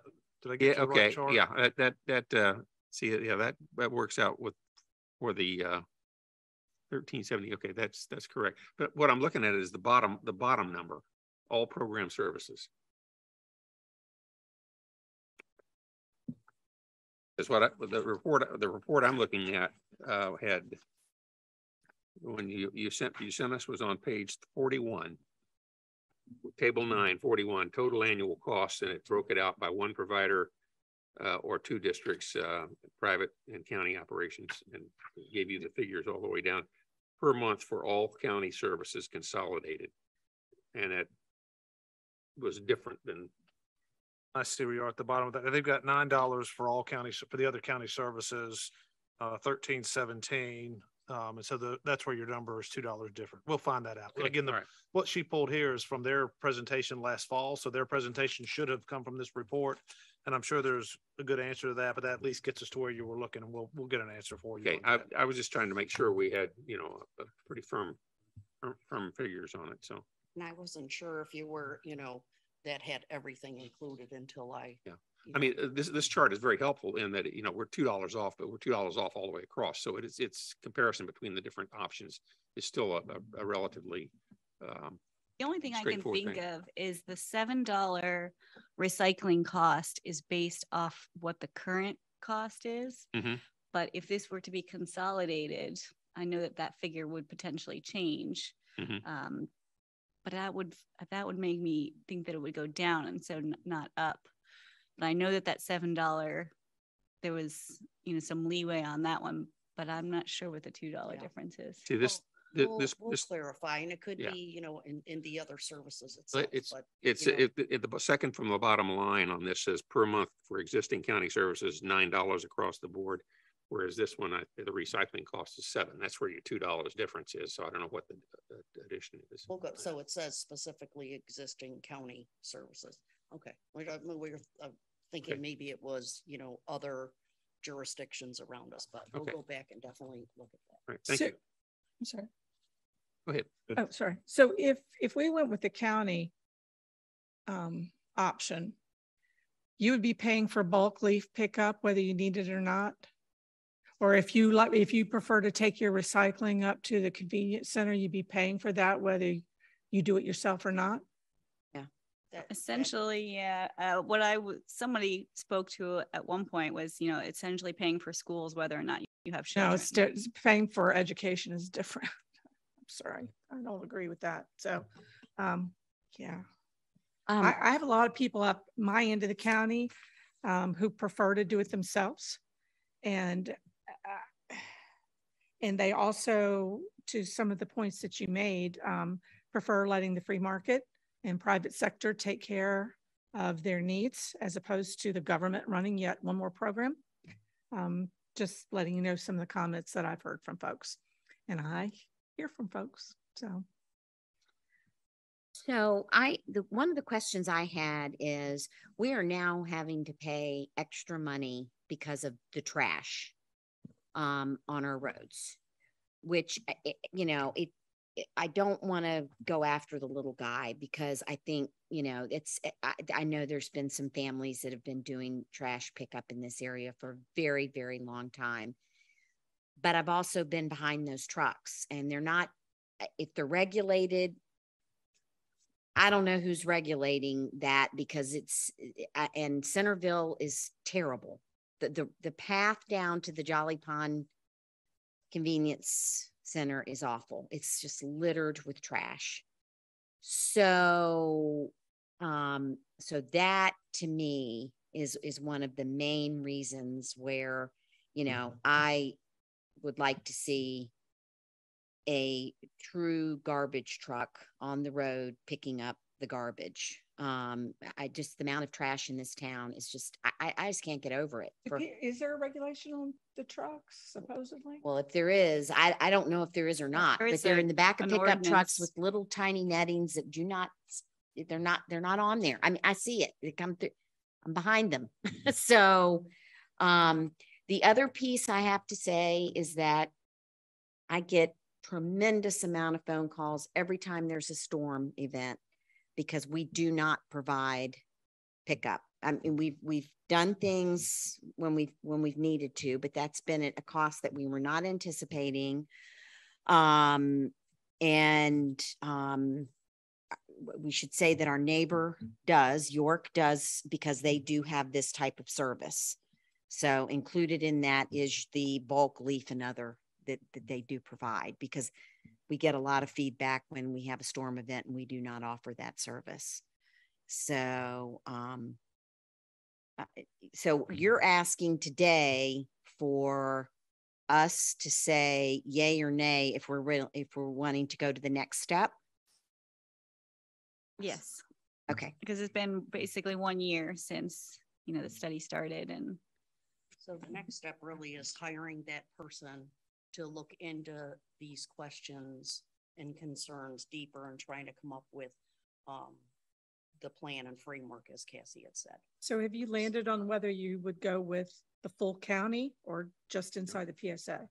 I think that's part of that person's charge, is to really look into those details of what would be a more exact cost and what those questions and concerns are. Because if you went with inside the PSA only, that might help with some of the more rural customers who don't. But could they tap into it if they wanted to? How would that be part of that discussion? Well, it would be, and we would have some community meetings to discuss this further. And, when you do have more people participating, the cost does go down. So that's probably one of the things that we would look into more deeply to see if we can get to a more focused number. for example, our contract with TFC, we have a minimum subscription number that we have to meet.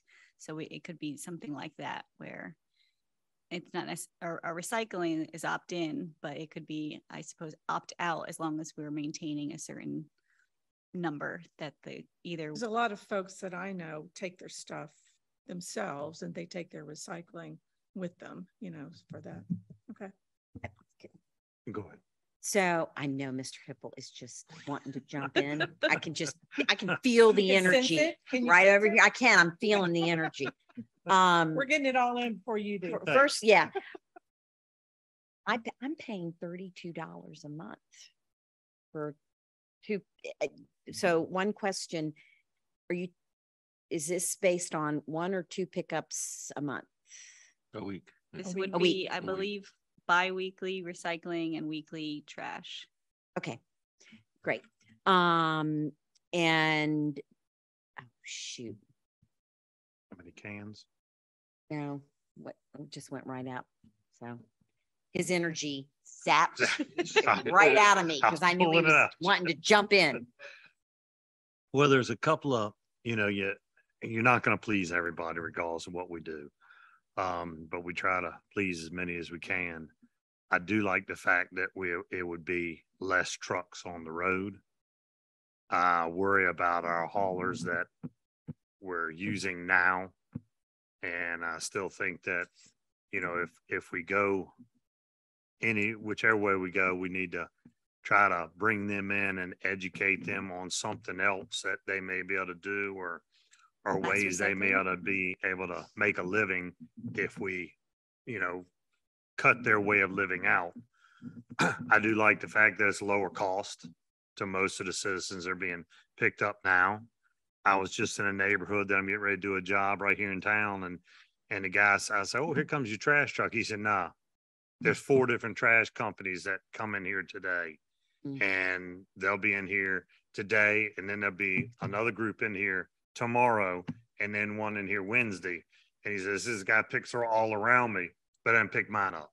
Another company picks mine up, and I'm like, oh, that's amazing. But you know, living out in the country, we don't worry about that stuff as much.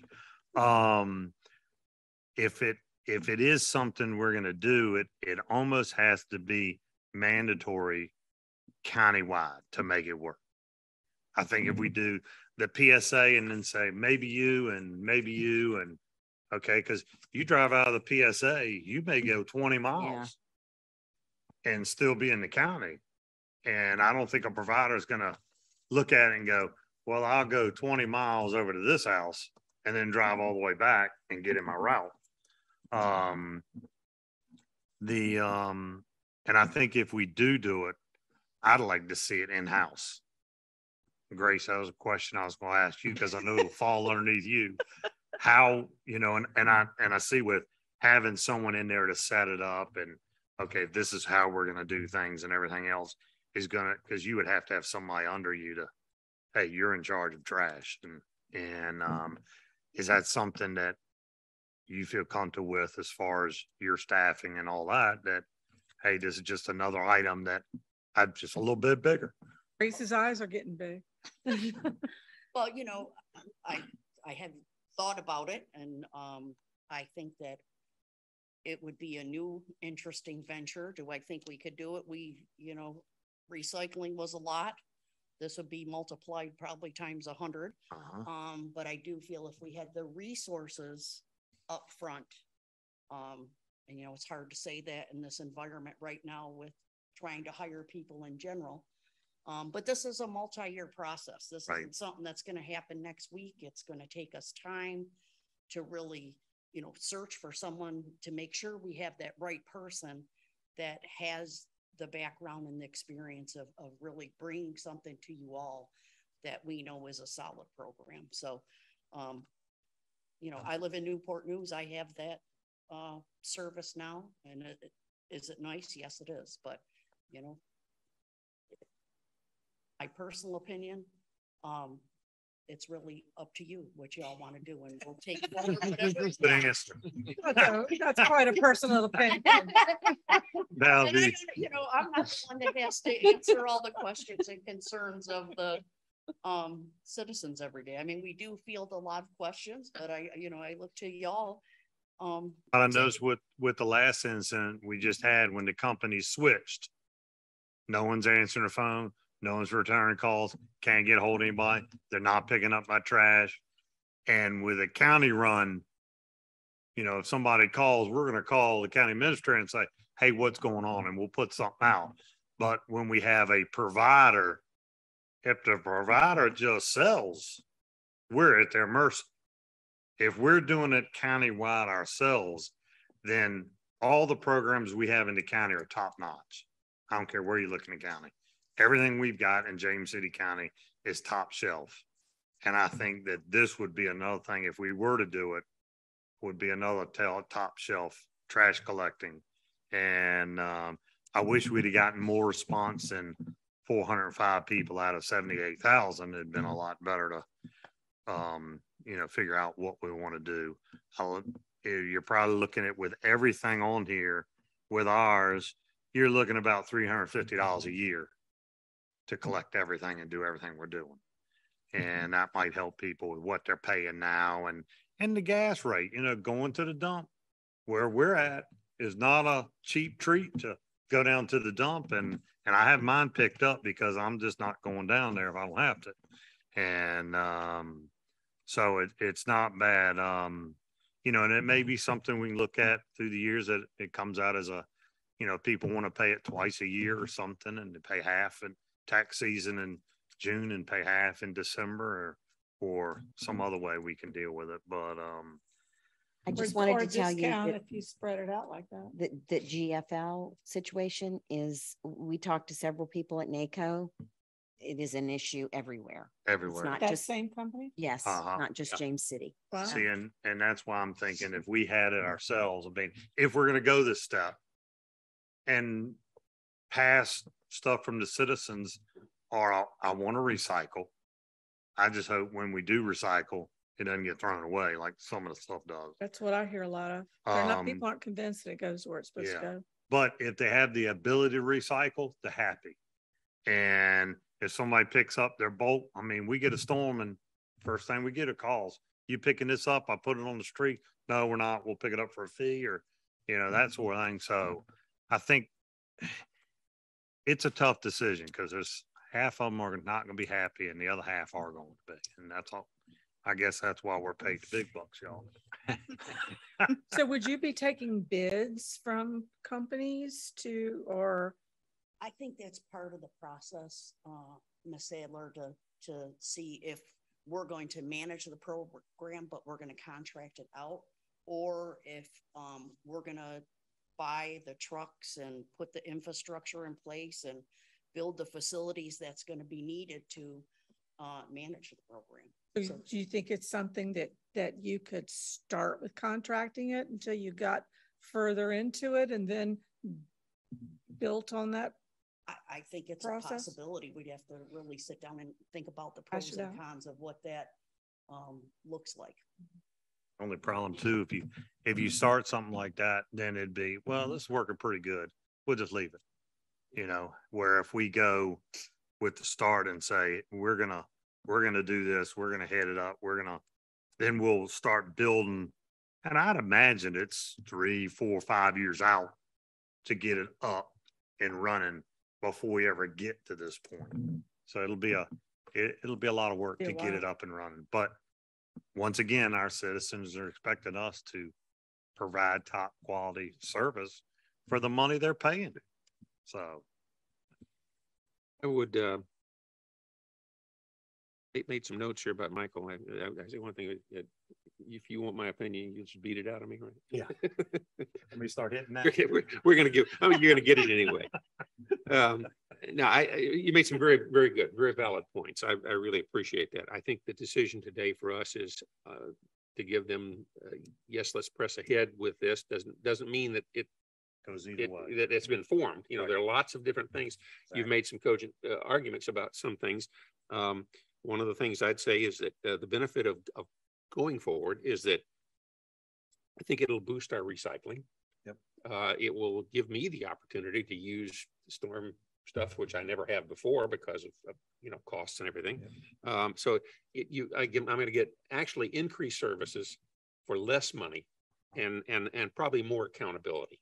And the other benefit that Ms. Larson has been talking about is the effect that it will have on the ability to control litter on our highways. Yep. and illegal dumping, which does occur a lot, mostly in areas outside the PSA.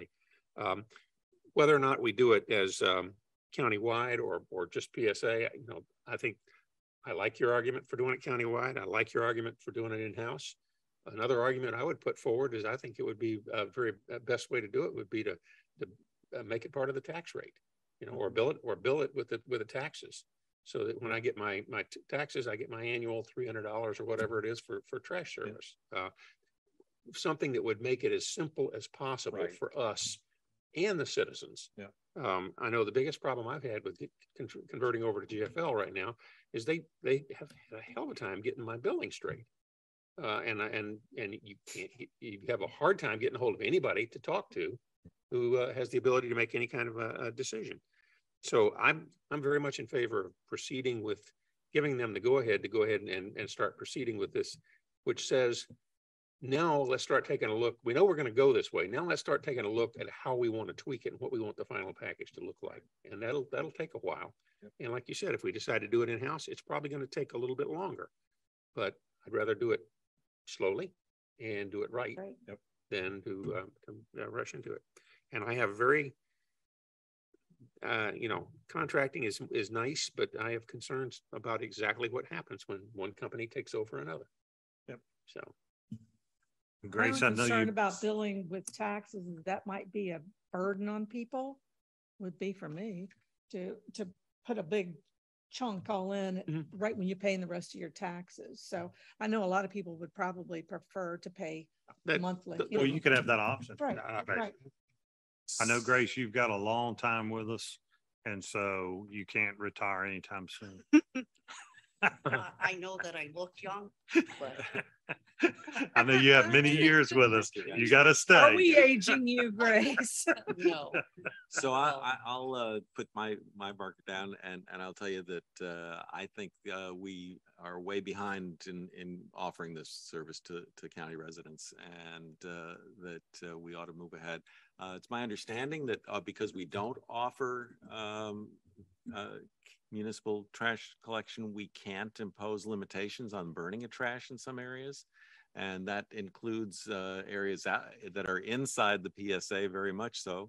I have a constituent who on a weekly basis sends me photographs of illegal dumping in a residential area. And it is just awful.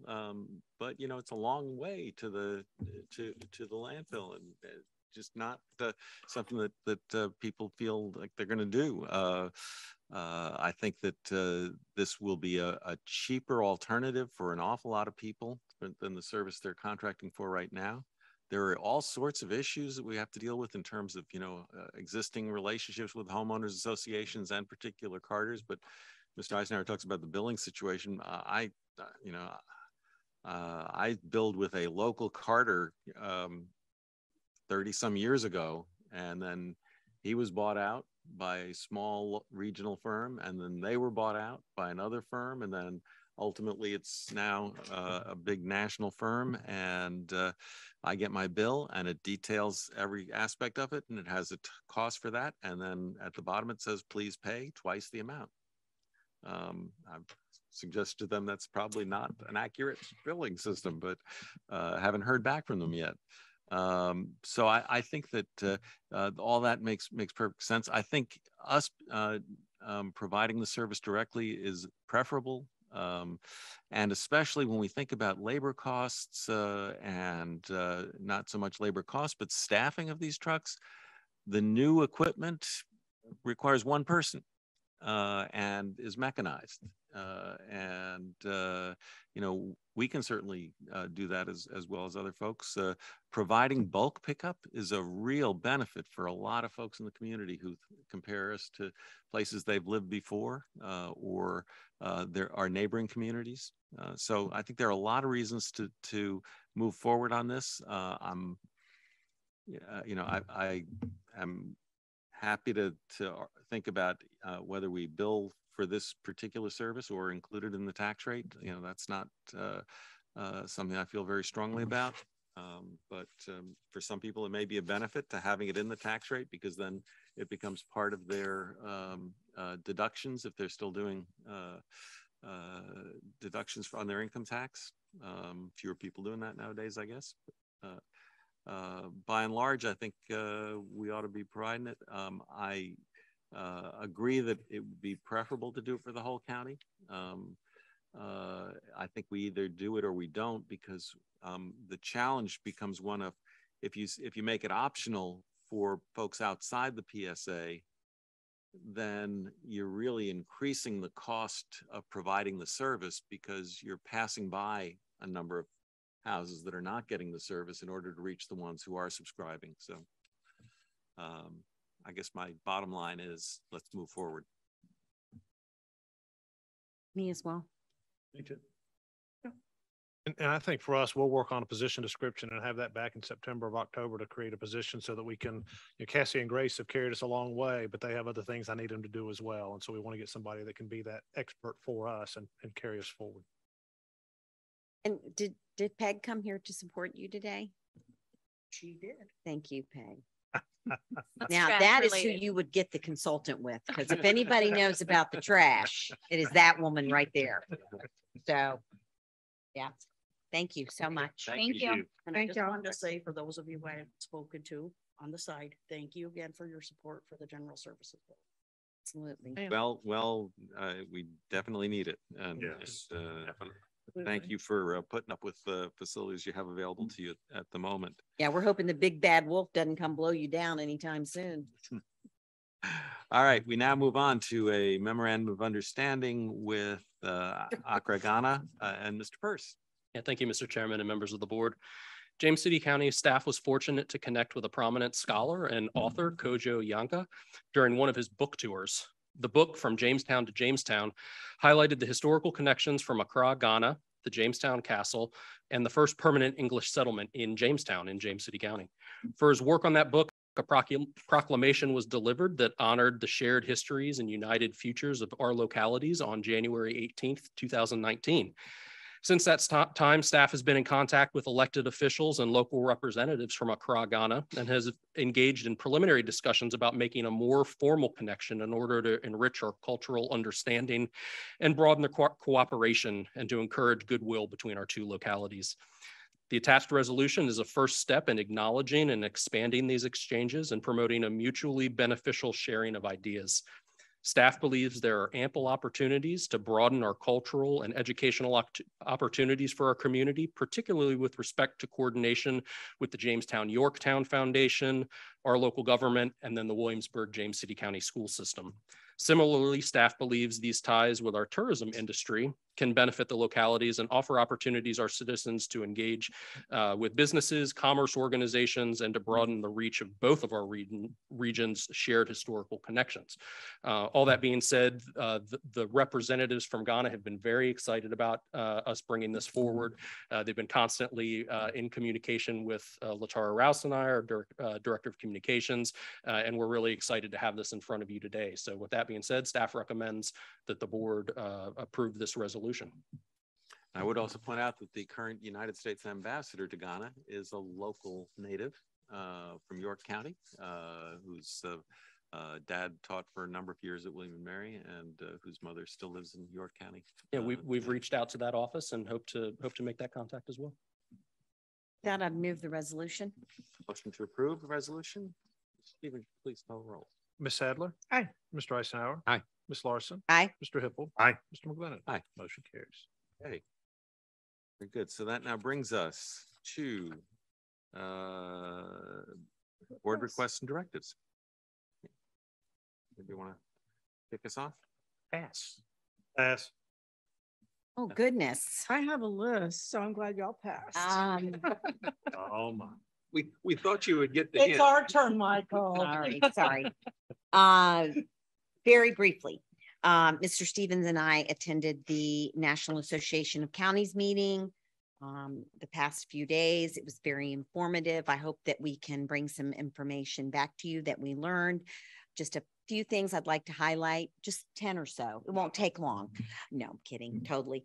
But one thing that we did see that I hope we'll be able to have a discussion with some of our partners that have brought homelessness to us. And as you know, we do not have a permanent shelter. We're very fortunate in the winter that we have churches that open up their doors, and then we have hotels as well.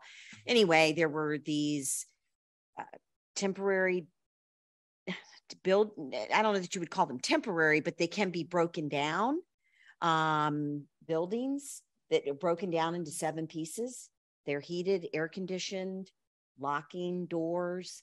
There's a whole community the way that it's set up. There are different rules and regulations that you have, but I think it's definitely something that I'm really hoping that our partners will look at. Most of them are put onto land that is owned by the locality, but there is always someone on site, a staff member that's part of the deal. And so I thought that was very interesting. There was something else that Mr. Stevens brought to my attention called Tool Shed, and it is a trailer that is, this was from Adams County, which was our host county. Mr. Stevens may know the amount, was it 20,000 that they started out? And what it was when their code compliance got so many calls about grass or a neighborhood that was in need of some fixing up, but they didn't have the tools to do this. So the county invested in a trailer and in equipment, and there was all kinds of equipment in there. Weed eaters, lawnmowers, shovels, rakes, And what they do is if someone can't cut their grass, they go out or they'll send a letter, code compliance, but included in that is the flyer that explains that they have this service. They'll bring out a lawnmower, bring it to your residence. You can keep it for a week, mow your grass, and then they come back and get it. And they pay for that? No, the resident, no, that's part of the grant, the $20,000. The grant. Yeah. And then also, if you have a neighborhood that's wanting to do beautification, you take out the trailer for the day, which I thought was really a really innovative, cool idea. And, you know, they have some that just need, you know, they don't have a lawnmower, it's broken, they're working on it, and they have, you know, they do have one citizen that calls them every week and they take out the lawnmower, but, you know, but they've only had, I think they said one piece of equipment stolen, right? And so, anyway, that was just some things we saw, but we attended some great workshops, and we had a chance to talk with people from all over the country, and it was very worthwhile. So appreciate the support in going, and I'll leave it at that. I could go on and on, but I'm good. I just wanted to let everyone know that the AFD will be bringing the renewals for their program to us in September, so we can look forward to that. I was able this past weekend to get some much needed paper shredded at the police shred-a-thon, and I'm hoping they had a very successful event. Mr. Stevens, at some point, no time soon, I would just like to get an update on the drainage and flooding situation that we were dealing with out at Kings Village. I'm hoping no news is good news, but I haven't heard anything in a while, and I just want to make sure that we're on track, making sure that everybody's all right out there. And then just for some EDA update, at the last meeting, the EDA welcomed the newly appointed Director Rebecca Mulvane, and also expressed gratitude to Mr. Carlton Stockton for his 4 years of service. We got an update on the 58 acres in the James River Commerce Center. It's been subdivided and a closing date will be scheduled soon. There was some announcements for the James City County businesses for the Greater Williamsburg Chamber Business Awards. And I'll tell you all about those at another time, because I know everybody is about ready to start August. But of note, I wanted to mention the staff provided an update on the Small Business Relief Grant Program. Over $726,000 in eligible funding requests have been submitted, and 42 small businesses have been awarded over $527,000 as of July 19th. Staff continues to work with applicants to obtain documentation that will allow the remaining funds to be awarded. The Department of Housing and Community Development is aware that applications are still being submitted. There were 9 just this past week, and is working to identify additional funding to supplement the initial $700,000 awarded prior to the September 30 program deadline. Particular thanks were extended to Vice Chair Lynn Meredith for volunteering her time and expertise evaluating over 75 lease agreements for the review committee. And with that, I hope everyone enjoys their August. Thank you very much. Just a couple of different items. Mayors and chairs met yesterday. It was a little challenging as the bridge between Gloucester and Yorktown got stuck twice as people were on their way to the meeting. So unfortunately, our colleagues from York and Hampton were unable to join us. Folks from York, they couldn't even, they should have voted over. Right. But we had a good meeting and a discussion of affordable housing and what each locality is doing in the area of affordable housing. I anticipate that there's going to be a lot of discussion in the General Assembly session about affordable housing, and I think a lot of it is going to center on the idea that local government's powers over regulation of zoning ought to be restricted. So I think we need to be prepared for that, and we had a good discussion in terms of that. I attended a business opening. Andre Julius has opened a new custom tailoring shop in Newtown, and he's apparently got a very distinguished clientele from around the country and beautiful fabrics and designs for suits, jackets, and other items for both men and women, I believe. And hopefully he will be very successful. I happened to run into a former county administrator at that particular event, who I guess is a client. And also attended the HRPDC meeting and the HRTPO meeting, where I got to see a scale model of the Mary, the tunnel boring machine, and it seemed to have on the side door Hippo Contractors, but I'm not quite sure what that meant exactly. But it was very impressive, and we got to see Jim Utterback from VDOT did a video presentation, which they said they were going to distribute to us all, and hopefully, if it doesn't get to you all, if I get it, I'll send it out to everybody, just to show what they're doing and what progress they're making on the new tubes for the Hampton Roads Bridge Tunnel. I missed you at the Shredathon, but I was there as well. Oh, wonderful. A little earlier, yeah. It was a little confusing navigating through. I can't think we drove in loops about 3 or 4 times trying to figure out how to get in. But. Yeah, I tried to make a turn into a place where all of a sudden there was a barricade. But it was great that they were collecting a lot of recycling goods. One bag would be shredded for free, and then if you wanted more than that, you could make a donation to the Shop with a Cop program. So I think that was just great. And then also participated, brought some food over to the Slay Hunger campaign that was done by Grove Christian Outreach Center, Habitat for Humanity's Restore, and the House of Mercy at the Colony Square Shopping Center. I understand they collected approximately 7,500 pounds of food to be distributed this summer. The Slay Hunger was SLEIGH, Christmas in July. So just to make that clear.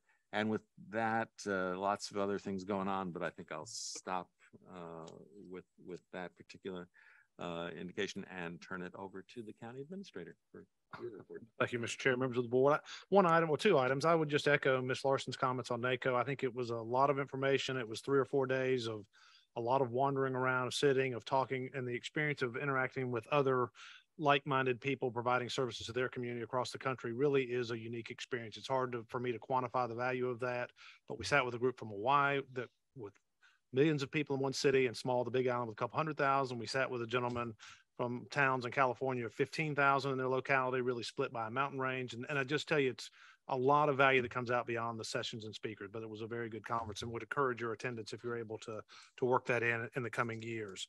The other thing I wanted to mention, I did attend an announcement of at the Newport News Williamsburg International Airport today.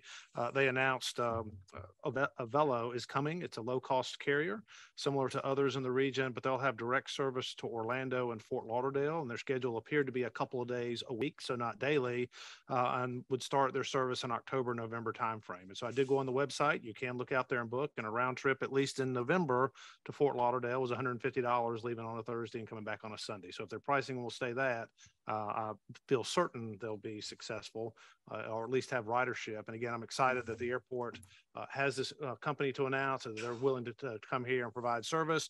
They are a relatively new airline, but they have been up in, I think, a New Haven area. They started with 6 routes last fall as their second site. They're now up to 14 routes out of that airport. And so and it was similar to the Newport News Williamsburg Airport in terms of only one major provider. Other airlines had left, seemed to be a good market. And I think our airport meets a lot of that criteria.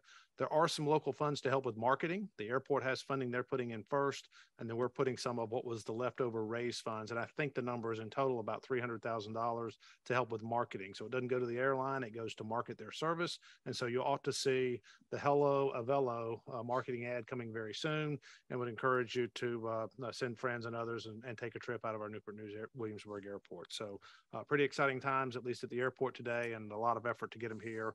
And hopefully there's more that will follow. So just wanted to share that.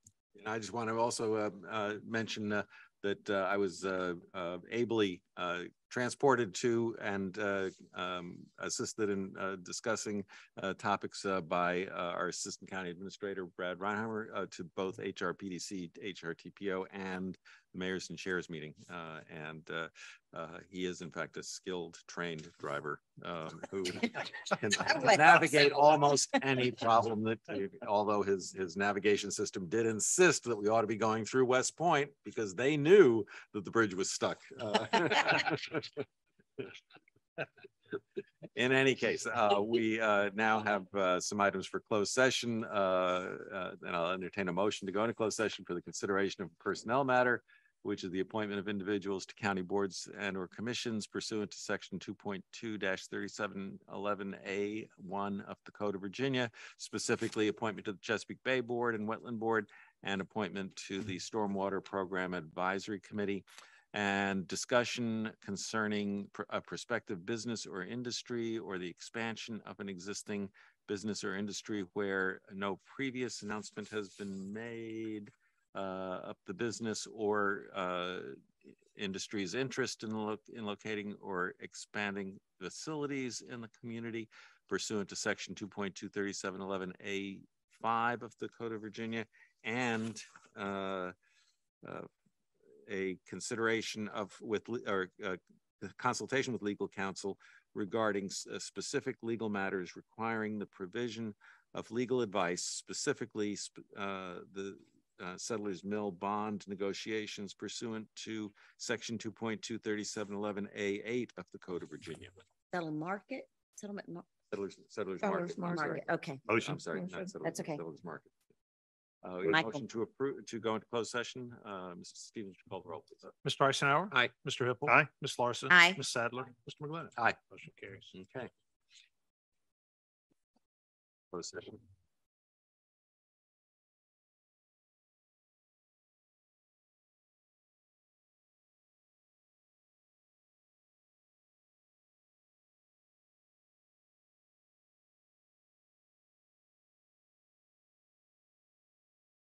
Certified that we only spoke about those matters we said that we would. Thank you. We have a motion. Mr. Stevens, call the roll, please. Mr. Eisenhower. Aye. Mr. Hippel. Aye. Ms. Larson. Aye. Ms. Sadler. Aye. Mr. McGlinnan. Aye. Motion carried. And we have appointments to make this afternoon. I will move that we appoint Mr. Michael O'Brien to the Wetlands, Chesapeake Bay Board and Wetlands Board for a term beginning September 12th, 2022, expiring September 12th, 2027, and appointing Mr. Jason Knight to appoint as an alternate to the Chesapeake Bay Board and Wetlands Board for the same term, September 12th, 2022 to September 12th, 2027. Also to appoint to the Stormwater Program Advisory Committee, Alexandra Yonica and Matthew Woolsey for terms that expire on June 30th, 2026. Motion to make appointments. Mr. Stevens, please call the roll. Mr. Eisenhower. Aye. Mr. Hippel. Aye. Ms. Larson. Aye. Ms. Sadler. Aye. Mr. McGlinnan. Aye. Motion carries. And I'll look for a motion to adjourn to So moved. 5 p.m. on September 13th, 2022 for the regular meeting. We have a motion. Mr. Eisenhower. Aye. Mr. Hippel. Aye. Ms. Larson. Aye. Ms. Sadler. Aye. Mr. McGlinnan. Aye. Motion carries. Okay, enjoy your August.